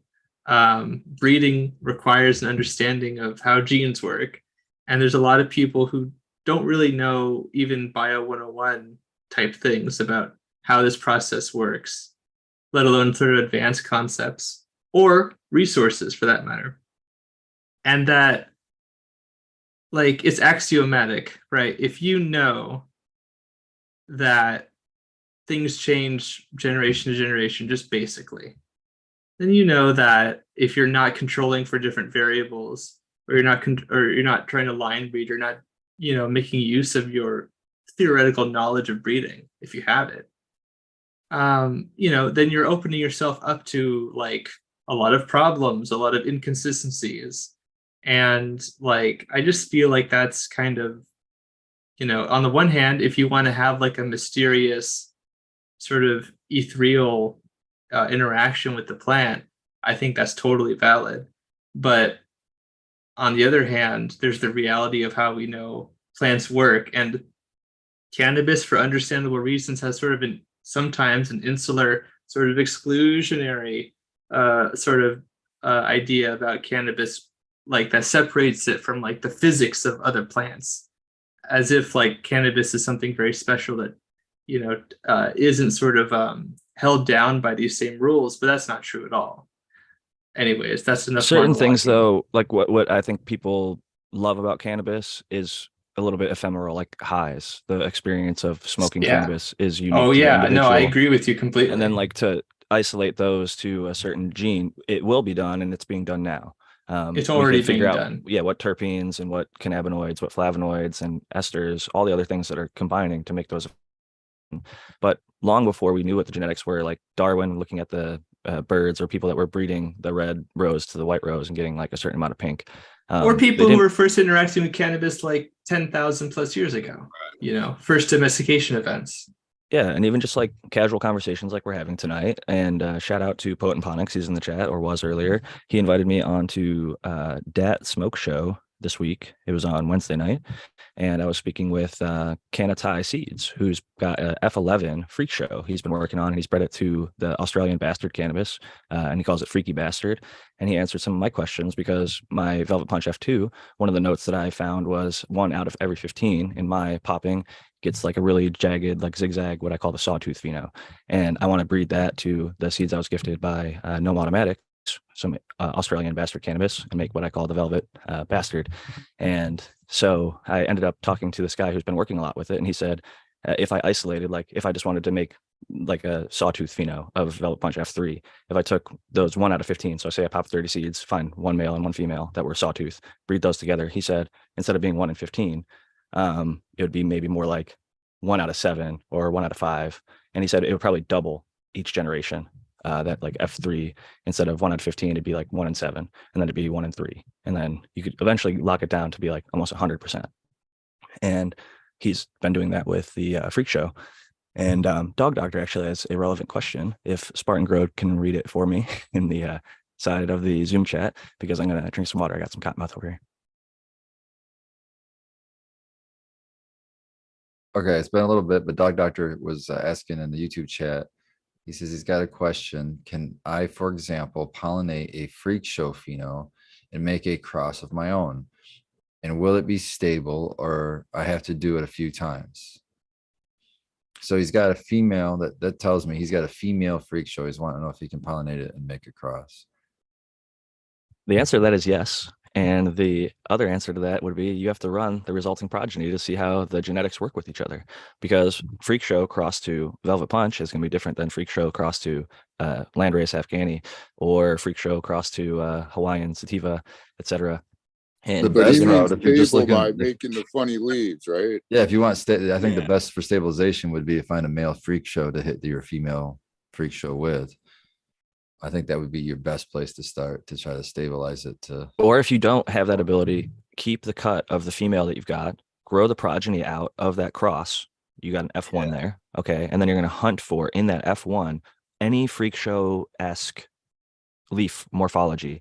You take that and then cross that back to whether it's female backwards. or male to female. Simple. Guys, Freak Show is one of the probably more isolated cannabis strains, right? It's probably genetically pretty different than most of the other cannabis strains that we're growing. So how I would approach this problem, which by the way, I think cannabis is the only form of breeding where people start with like a clever name, and that's like the zeitgeist for their entire sort of breeding project is like the idea of a clever name. But that being aside, you could do this as a standard hybrid. I would choose the Freak Show to be either a mother or the father in this, and find another variety that consistently crosses with it. This is actually more similar to how they make sort of modern hybrid varieties of seeds. And, try different good sort of stable parents for the other parent. So I don't think Freak Show would be a particularly good mother. So choose it as the father, the pollen donor, and keep crossing that pollen until you find something that makes sort of reliable and fairly consistent seeds that have the characteristics that you're looking for. When you do hybrids of unrelated species like that, you have a far greater chance of having sort of more consistency in the F1 generation. Most commercial seeds that are sold as hybrids are all F1s. It's the most sort of consistent and predictable generation. With true breeding, which I think cannabis, unfortunately, is not quite. Well, you get the yet. advantage there of having just very distant. This wouldn't work for most cannabis traits. I would only recommend this because Freak Show is one of the sort of desired strains in this mix. And when you have, when you cross distantly related or unrelated strains, that's when you have the greatest chance for sort of a more consistent hybrid. Yeah, I think it would result in probably more hybrid vigor than your typical polyhybrid that we're seeing in cannabis. One thing I will say is Freak Show, although it has a funky name and kind of a weird look, it does have benefits, like especially in like Thailand where Canada seeds is at right now, lots of rain. So it's got mold and mildew resistance because it gets better airflow. So it's more resistant in Yeah, those I was types of gonna climates. ask if anyone knows, but for some reason, in my head it popped up, and I must have watched a documentary or something. But to me, Freak Show looks like the expression of a plant that's in extreme high humidity for long periods of time. I've seen that same kind of leaf growth where it sucks everything in. It has barely any leaf in a really high humid environment. So I wonder if it's just like a weird trigger, like it thinks it's really humid when it's not. There could be a lot of different things that are creating that. Sort of the more I think about that too, it's not necessarily very distantly related. It could just be a pretty significant mutation that's affecting a fairly small amount of its sort of overall genetics. It's been locked down now. Like the guy Shapeshifter who initially did the breeding to stabilize it shared it with Humboldt Seed Company, and Humboldt Seed Company did a pretty wide release. Now here in California, you can go and get a cut at Dark Heart Nursery of Freak Show. There's even a cut now that is going to be released soon called Super Freak that supposedly finishes in like 45 days and it's super frosty, which is crazy, but it's a Freak Show pheno.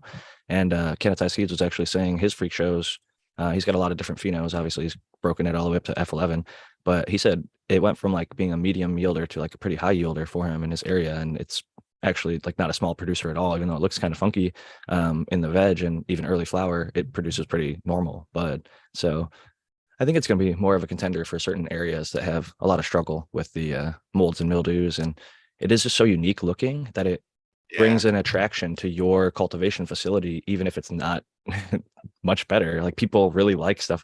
Purple was a perfect example, right? Purple came around and just wiped out the scene for a while. Like it was, people were like, oh, fuck your OG, I want purple, like in California for a little while. And now it's kind of swung back a little bit. But with the Freak Show, I think it's something that people will just be like, I want to try that. You know, it looks cool. And if it's decent, then maybe they'll want to try it again, because that's the hallmark, is it actually has to be good stuff to keep people coming back. So yeah. I guess I agree. I think there's because of its potential for climate adaptability, it's one of the ones that I think would be interesting to work with. But as a general rule, I would recommend all breeders or would-be breeders to like make your awesome, consistent strain first, and then decide sort of what it should be named, right? And like 1000% agree. Work out that name that's perfect for that strain and those sort of no, Doc, in spite of you, I will breed stuff to fit the names that I already manifested. Well, there's so many. I mean, you're far from the kidding. first person that's ever suggested something like this, but this is a real thing. Yes. People come up with clever cannabis names all the time, and then they're like, I'm going to cross these two plants to make this. And I'm like, okay, but you mean it's marketing, man. You got to be able to sell this. It is marketing. At the end of the day, you got to be able to sell it. And at the end of the day, there's also a dream that's associated with like cannabis. Like for a lot of stuff, it's the flavor or the smell. So if you're not just like stealing candy or other brand nicknames like a lot of the people are doing, so if you're actually coming up with an original name, like I've got a few in my arsenal that I aspire to make, but I won't just arbitrarily name something because it has a cool name. I need to make a pheno that is fitting to that name. I have stuff that I know the smoke exists because I've smoked it out there. I want to recreate it for people and give them that from my perspective and how I see it. Like that's what a breeder, I think they're an artist. You're marketing what you love about it and trying to broaden that appeal to others so that they can bring out and maybe smell and identify stuff that maybe they didn't even notice before and highlight the beauties of the intricacies of cannabis. That's kind of the approach I take to song names. Sometimes I'll compose something. Usually I want to compose it and then come up with the name afterwards. But sometimes I'm sitting there and I'm like, that's actually a really cool name. Now, what would that sound like? And, so it can go both ways. But, unfortunately, traits don't work this way. So, and it can be your sort of muse, whatever muse is that thing that kind of inspires you to be creative, can absolutely work for you. But it could also humble you because like I've tried to, like my goal with Velvet Punch initially is like I want to make it more purple. I want to F8 it and have like a purple plant so I could have a purple male, and I want to cross that with J1 and then back cross J1 to have this beautiful clone available as seed. It was like one of my goals. Okay. And I had F1 Velvet Punch, day 20, purple in my flower room. I'm like, great, off to a good start. I've got good selections. F2s doesn't turn purple until like week 7. I'm like, oh shit, like this did not go the way I planned. F3s, purple day 20. So it's like sometimes you just gotta hang in there and see how things turn out, because the journey might be longer than expected and it might not turn out exactly how you expected. Like these are live things, these are plants. And maybe if I had access to the science and I could send it to a lab and they could say, hey, these plants will be purple at day 20, these plants will be purple at day 70 or day 40 or whatever, they would have the markers and the traits and the back end labs. But it's fun to experience. Like I've got a hopefully pretty long life ahead of me and a lot of breeding to go through. Like there's so many beautiful genetics out there and there's more and more every year. And the stuff that we're making ourselves, like kind of like Tao was saying, what got me into it was not so much that I couldn't find great stuff out there. There's good stuff out there, and I do enjoy some of the stuff out there. But I do see that there's also a lot of stuff that I don't enjoy, and a lot of like things that I feel like are not the most ethical. So I'm like, if I'm going to sit here and whine and complain about all these other people not doing it right, why shouldn't I just be a good example? Why shouldn't I just step up and do it myself and show people what I want to see? Because a lot of Tao mentioned it, a lot of it's going fem, a lot of it's going auto. Personally, that's not what I like. I like photo period, regular seeds. And much like Subcool, like that is going to be like the hill I die on. Like I will grow photo period regs all the way until the fucking end because that's what I like. I personally want people to have access to make seeds. I feel like there's a little bit of the connection to nature where it's like that is the way it was sort of naturally. Granted, there's hermaphrodites that make self, stuff like that out there in nature too. But generally, I think it's good to give people access because when we start only giving people fem, they have to buy seeds every single time essentially, and then they're locked in, which might not be the worst thing if we can get packs down. $100 a You can pack make I'm your even own fine fem with. But when they're, seeds. yeah, You just have to can. buy the silver or whatever, right? They don't have to necessarily buy the seeds again. They can make their own. But this gets back to how good was the breeding project done in the first place? Because if you're buying seeds ever, it's because instead of just using like say bag seed or other found seed, it's because the breeder knew something about what they were putting together when they crossed those plants. Yeah, sure hope so, right? Like, I can Yeah. share like a little bit of what I found out about like Velvet Punch. Here's just like 2 pages. Here's my F2 on the left and F3 on Yeah, the right. exactly. And like it's fun because like not only am I learning about morphology, but the smells, the tastes, the growth patterns, the overall high. Like I write my max potential versus like the average potency because I don't want to pretend like, oh, it's all going to be 9 out of 10 potencies when there's a lot of 8 or 8.5s in there as well. And it depends on if you don't take it all the way through a 9 or even 10-week harvest, it's going to be a little bit less potent.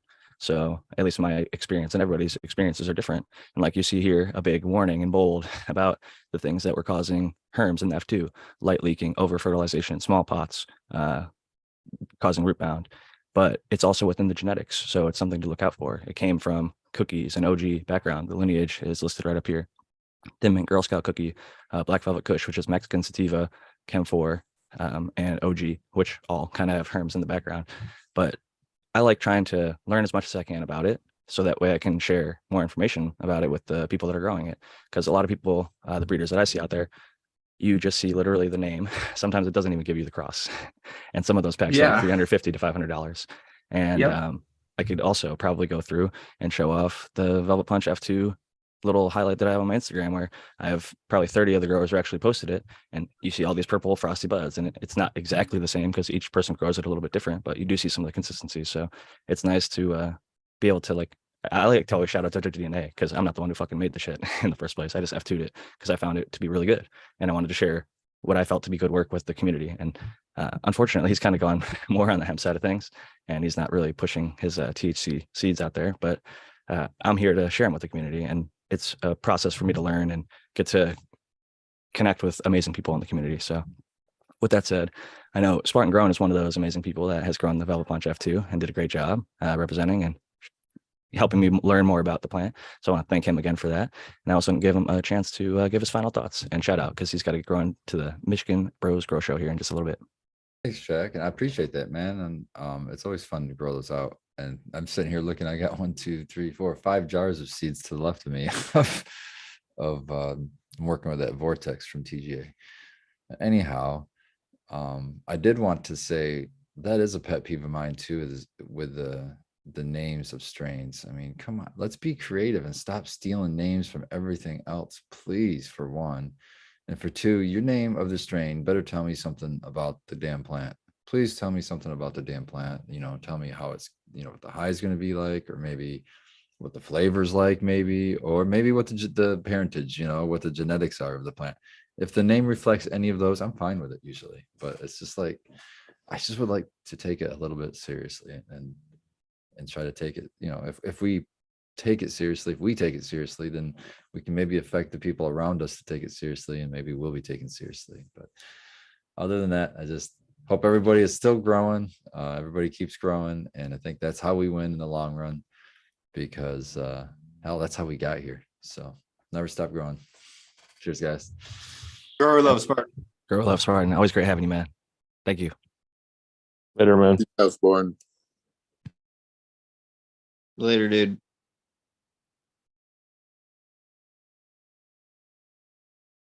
I do think maybe for the last 15 minutes, we could all just go around and shout out a breeder who we feel is doing good work that's maybe not here on this panel or ourselves. So I'll kick it to Doc and maybe say if you could shout out a breeder that you think it doesn't have to be like anything crazy, or just seeds that you really liked. Oh wow! I mean, I feel like it's such a heavy to do an endorsement like off the blind spot like that. I don't have anybody in mind right now. I would actually defer to some of you guys. I'm interested in growing some of the Amy Acids. I need to get some of those seeds sent over my way one of these days. But you know, I was just asked that about who was my favorite autoflower breeder too, and I similarly sort of paused on this. I feel like I say a lot of stuff about breeding, and if I say anybody, then they're going to think that they sort of like follow what I actually have said about breeding, and I need to like look into that first, basically. Very responsible. I'll shout out Noam Automatics. He's been on the show. He's a friend of the show, and I see a lot of people get really good, consistent results. Big, purple, healthy plants from his Anvil, Damascus, and a lot of the other coal miner's daughter cool crosses. Interesting names, but you know, lots of backstory and lots of work. He's been doing work since like 2010 with Autoflower Network, and doing great things over there. And the other one, as far as autos go, I would say is doing really good. Is not that there's just one. There's many good people, but either Night Owl Seeds / they kind of split up from Mephisto Genetics, who I think were kind of some of the OGs and putting out some really like quality stuff that you would never think like, oh, that's an auto. Like people would smoke this and it's like, this is like exotic stuff or whatever, like really colorful, flavorful, and frosty, that no one would even think twice that this is just good cannabis. So shout out to the people that have really brought the game forward, because I've smoked Lowrider and it's not good.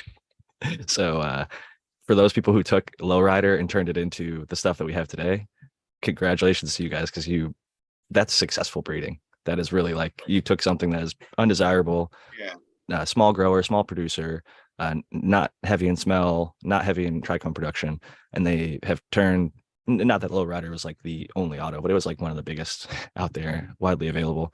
And our industry has been able to take breeders and move it forward to stuff that is pretty indistinguishable for most smokers out there from the best photo period stuff, which is that's like amazing creating to a whole new category of plants, right? I mean, creating a whole new sort of category of cultivars because of a really vigorous breeding effort. The same thing happened with CBD. The whole high CBD hemp, essentially, it's like really, really rich in CBD, where hemp before was really low in both THC and CBD. But then these people that bred, they're like, oh, CBD is really healthy and it helps a lot of people. Let's breed it really up, just like we did with THC. And they got it cranked up to like 30% in certain strains. And it was impressive to see in such a quick time, because a lot of these guys were just like entering cups, and like some of them were winning cups, and they had like 1-to-1s. And they took those 1-to-1s that they found out, because once they entered the cup, that's when they found out, oh, this actually has a lot of CBD. Like that's why people are maybe liking this one. And then they ended up breeding it up. And shout out to like Ringo and a lot of the other people, Wayne Laughter at House of Harlequin and many others who've done lots of good work with CBD.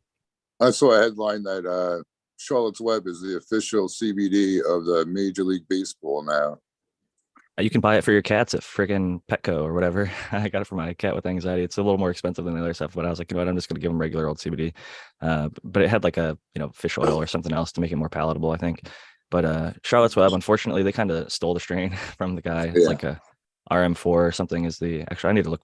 I don't want to say the actual name of it because I don't want to mispronounce it, but they unfortunately like took advantage of somebody and but at least That's did the a thing, good thing. though. I mean, some people end up creating an entirely new category of sort of plants, right? Some breeding efforts are incredibly sort of rewarding because somebody just gets lucky in crossing a bag seed to something else and get some fire new strain or some fire new sort of plant that everybody wants.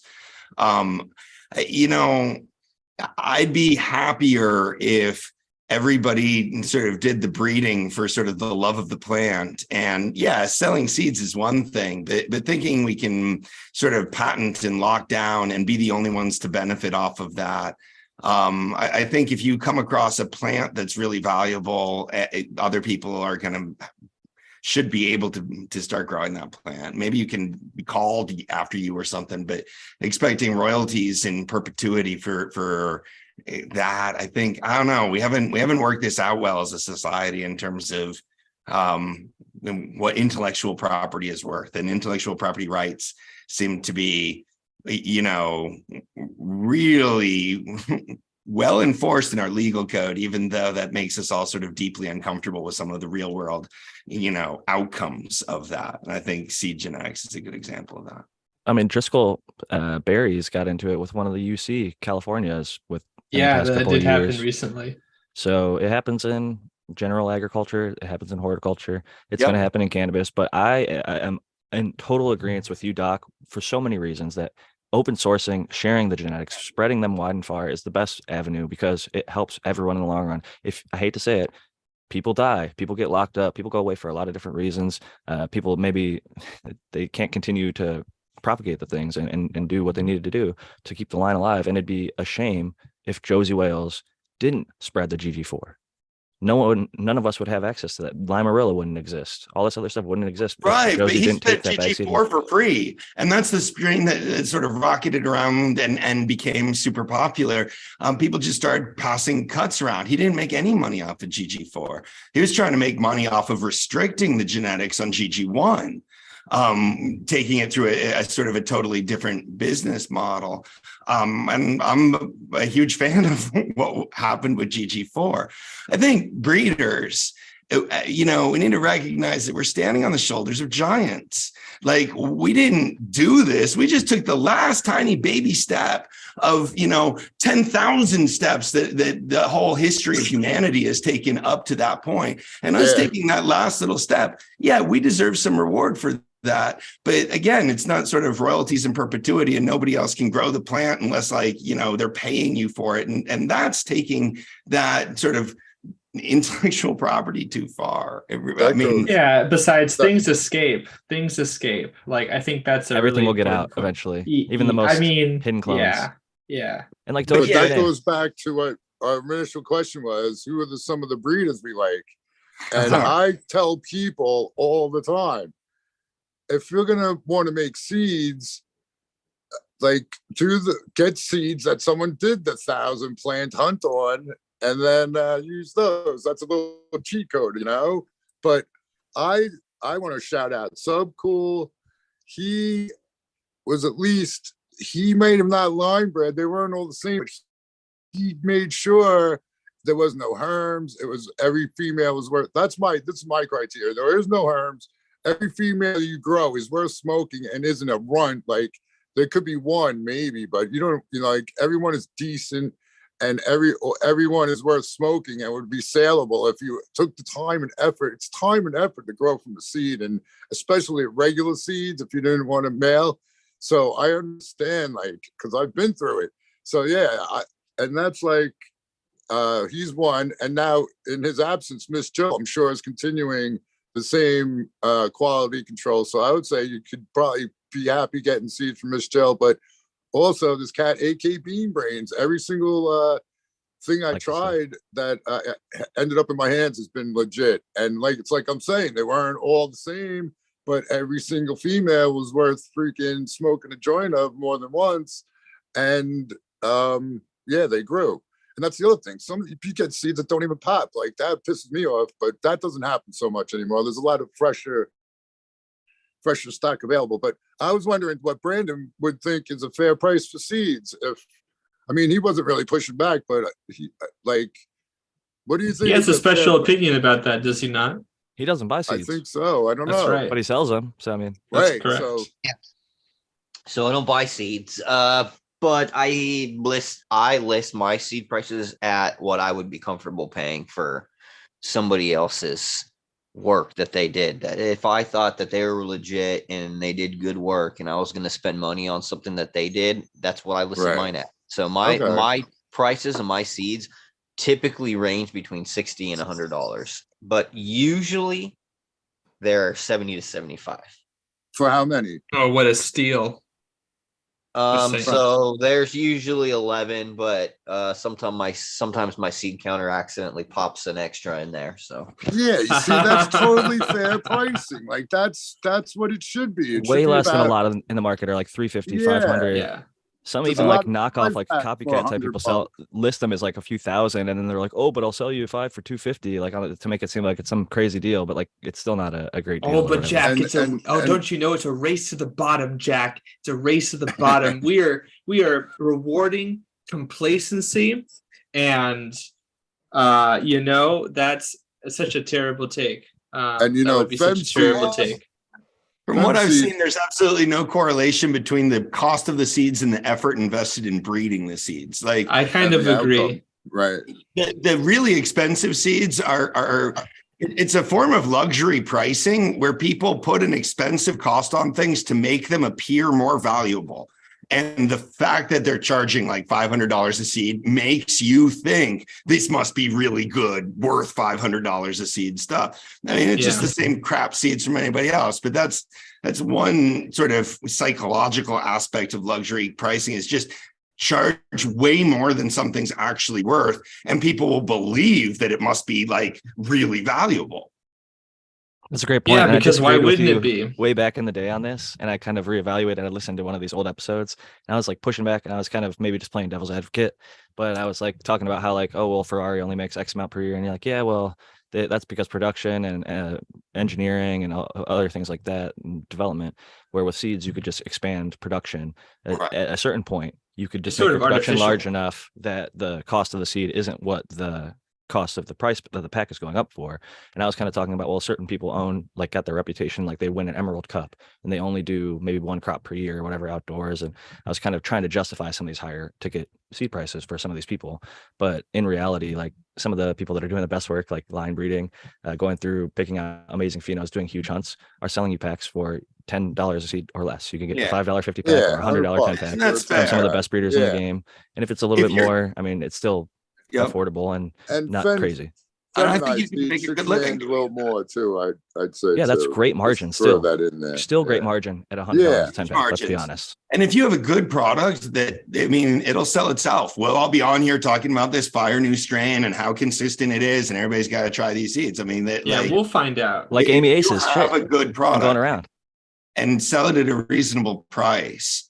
Yeah, that's what wins Yeah, almost every. that's what- I don't want to be. I'm not a businessman. I just want to make good seeds, and I'm like, I'll worry about any of that other shit. But yeah, I do want to say though, keeping the mom and dad is a chore, and I got scared a couple times that it wasn't going to come through and shit. So yeah, like as a like hobby thing, it really is. If I was gonna really go into production, I would want to have like dual locations in case a fire breaks. That would be the end of it, if I lost the stuff. Or I could just be a bullshit artist and say no, just put 2 other ones together. But yeah, Well, go down to the I- garden yeah, center, guys, and lost- like, sorry, finish your thought. yeah, I lost the Godiva mother and I lost the Ophelia mother. So now those won't be the same, but I might F2. I'm telling you, that one Godiva plant that I fell in love with first. I thought she was going to be the Amy Aces of the world, but Amy proved me wrong. And because I lost the mother, I also didn't push Godiva, but I'm telling you, I might F2 that one and look for the just pull off the fan leaves, and then that's all you need to do to trim. That plant was a beautiful plant and it was really good, but I digress. That's how, Yeah, I mean, a lot of the old school heirloom stuff has been bred. They weren't keeping clones. They're breeding the best stuff to the other best stuff in that generation and taking that forward to the next generation. So I don't think that there's necessarily anything wrong with breeding that way as well. It can be cool to keep your mothers, but it can also be cool to make F2s and F3s and F4s and see how they change and develop. So I think the F2 of the Godiva or even like the recreation of it is worth the effort. But we're running right up on the very end of the show. So I'm going to kick it around to Dr. MJ for his final thoughts and shout out. Oh, that's me. I was like, wow. Hey guys, this was a lot of fun. I enjoy these episodes. I had fun chatting about breeding and all sorts of different things. I'm gonna have to look up some of my favorite breeders though, because this keeps coming up. Although I mean, I agree. I didn't realize people like Subcool would sort of be like count for like a breeder possibility for this. But in any event, guys, love doing the show with you. I am going to MJ BizCon here in a couple of days, so I'll be hanging out in Las Vegas with Jordan River and comfortably large section of sort of the cannabis industry. First time I've been to that conference, so I'm kind of looking forward to that. If anybody's going to be out that way, I hope I run into you. And yeah, visit me at cocoforcannabis.com. Check me out on my YouTube channel at Dr. MJ Coco. My diodes video is continuing to do pretty well and getting good feedback. I'm happy with all of your comments on that. I got to go through and respond to them again. It's been a while. But thanks for all the love there. And I'll see you guys next week. Grow love. Happy to have you as always. And next up, Brandon Rust. What's going on? Pleasure to be here as always. If you guys want to check out my body of work, you can check me out on Instagram. I put up a bunch of content talking about the different mineral elements, and you can check out bokashiearthworks.com. 25% off the whole website until December 8th, so you can get your microbe plus, humate fertilizers, amendments, microbes, anything you need. I'll see you guys next week. Thanks again, Brandon. Next up, Noah the Grower.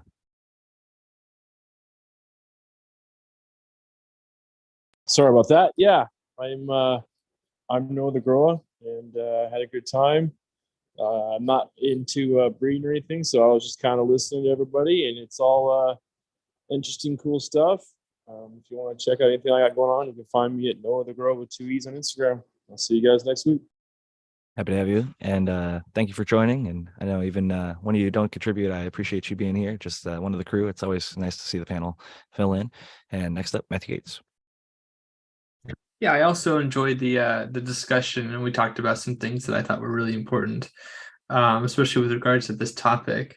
I would just say at the end of it that if you grow a plant, or if you are able to breed a plant that is high germination rate, good, reliable consistency, and has also really great traits for things that are important for production that aren't just smell, taste, metabolite production, that kind of a thing, at least for the product, for smoking it, then you've got a crackerjack product. But a lot of people, there is a technological gap and a technical knowledge gap that I am excited to see close. And if you'd like more information about what I do, pest mitigation, that kind of a thing, you can contact me on Patreon for $1 a month, on my Discord channel. You can also find me at zenthanol.com. You can also find me on Instagram and Twitter at SyncAngel. Thank you so much for joining us, Matthew. I did mean to throw it over to you during the maximizing yield section throughout the year, because if you don't have IPM lined up, then you're not going to maximize. I can promise that, because at some point IPM will come around and make it so that you're not going to be able to get the total max production that you would otherwise. So definitely check out Matthew's YouTube channels, and more information from him in the coming weeks on this show as well. And last and certainly not least, the American one. Jack, as always, thanks for being a preeminent host that you always are. And shout out to everyone on the panel. Shout out to everyone in chat. I'm sorry I wasn't in chat more often this tonight, but yeah, it was awesome talking about seeds and breeding and whatnot. And yeah, to people who have your female cuts that you love, pop some seeds, find a male, and put a little pollen on her. And like, that's where a lot of the, I think, really good side strains come from. People that have that favorite female, that they've hunted, even though it was 10 years of going through different seeds, they found that one that's their one, which share with everybody. So that's it, man. Peace out, everyone. Peace out. Thank you for joining us. I appreciate your feedback on all sections of tonight's show, and definitely encourage people, like you said, to do their own little side projects with their favorite strains. It's fun, even if you just make a handful of seeds with a single little branch. It can kind of whet your breeding appetite and show you that, like, oh, you can actually take this strain and cross it to that strain and see how they combine together. And it might be two of your favorite strains that aren't currently crossed together out there in the marketplace, and you can make it happen. Or like Tao says, you've got that one pheno you've kept for a long time for a reason. Maybe see how it does with some other stuff and have some fun with it. And speaking to what Doc mentioned earlier, standing on shoulders of giants. I don't sell any seeds, and I haven't yet. I don't even charge for shipping. I got mine for free, and I'm continuing to pay it forward just because Vegan Doja, the spirit that he has in this community, I really, if I'm able to, that is the plan moving forward, just to try and spread the work. And I see how valuable this is as a medicine, and feedback alone to me. I know I was a tester. I know what it takes to go through growing seeds and investing your electricity, investing your time and money on the nutrients and the space and the grow, and not knowing if this is going to turn out to be something. So I appreciate all of those 50 people who grew it, and even the people that raised their hand to get a pack sent out to them, even if they didn't grow it. Things happen in life, so I understand it might not have worked out, and maybe even my warnings might have made people not feel comfortable to grow them. So I definitely want to shout out my buddy Doja DNA, because he did work for 10 years in a greenhouse where he never kept clones. He always took his favorite stuff, crossed it together, and like a new, like Purple Punch is one of the parents of Velvet Punch. And his male was like the Cookie 7 that had all that other stuff I mentioned earlier in there, crossed to that Purple Punch. But then each season he changed it a little bit. So you could see like he has certain strains that are like really closely related. Velvet Punch and Spiked Punch are like one or two strains off, because like in his 10 years out there doing his little thing on the hill, he made a bunch of really cool stuff. So I like to shout him out all the time.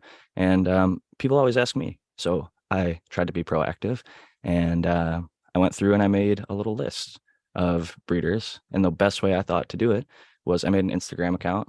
Speaking of marketing, if I ever do make seeds, it'll probably be under this flagship, Aromatic Achenes. Shout out to Tao, because the American one with Achenes. I like the term aromatic, and it's good for the algorithm, right? Because AA, it'll show up at the top of the list if it's ever on a seed bank. But all that stuff aside, you see 42 following. You can click on that on Instagram, and you can scroll down. The first two are me and Lady Greenstock, obviously. But other than that, you see people like the American one, Archive Seed Bank, Skunk House, Skunk Master Flex, whole bunch of really good breeders on there.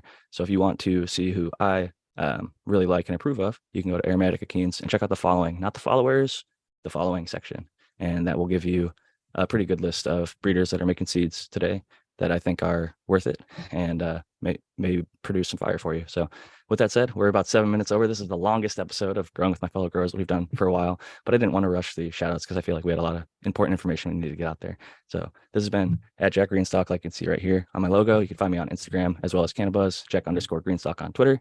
And if you'd like a copy of my book, 50 Strains of Green, that highlights 50 different green strains of cannabis, you could go to 50strains.com or email me, jackgreenstock47@gmail.com. With all that said, thank you all who came. The live chat was awesome tonight. I know we didn't get to all your stuff, but we're going to do some science next week and then Q&A the week after that. So thank you all for coming, and Jack Greenstock signing out.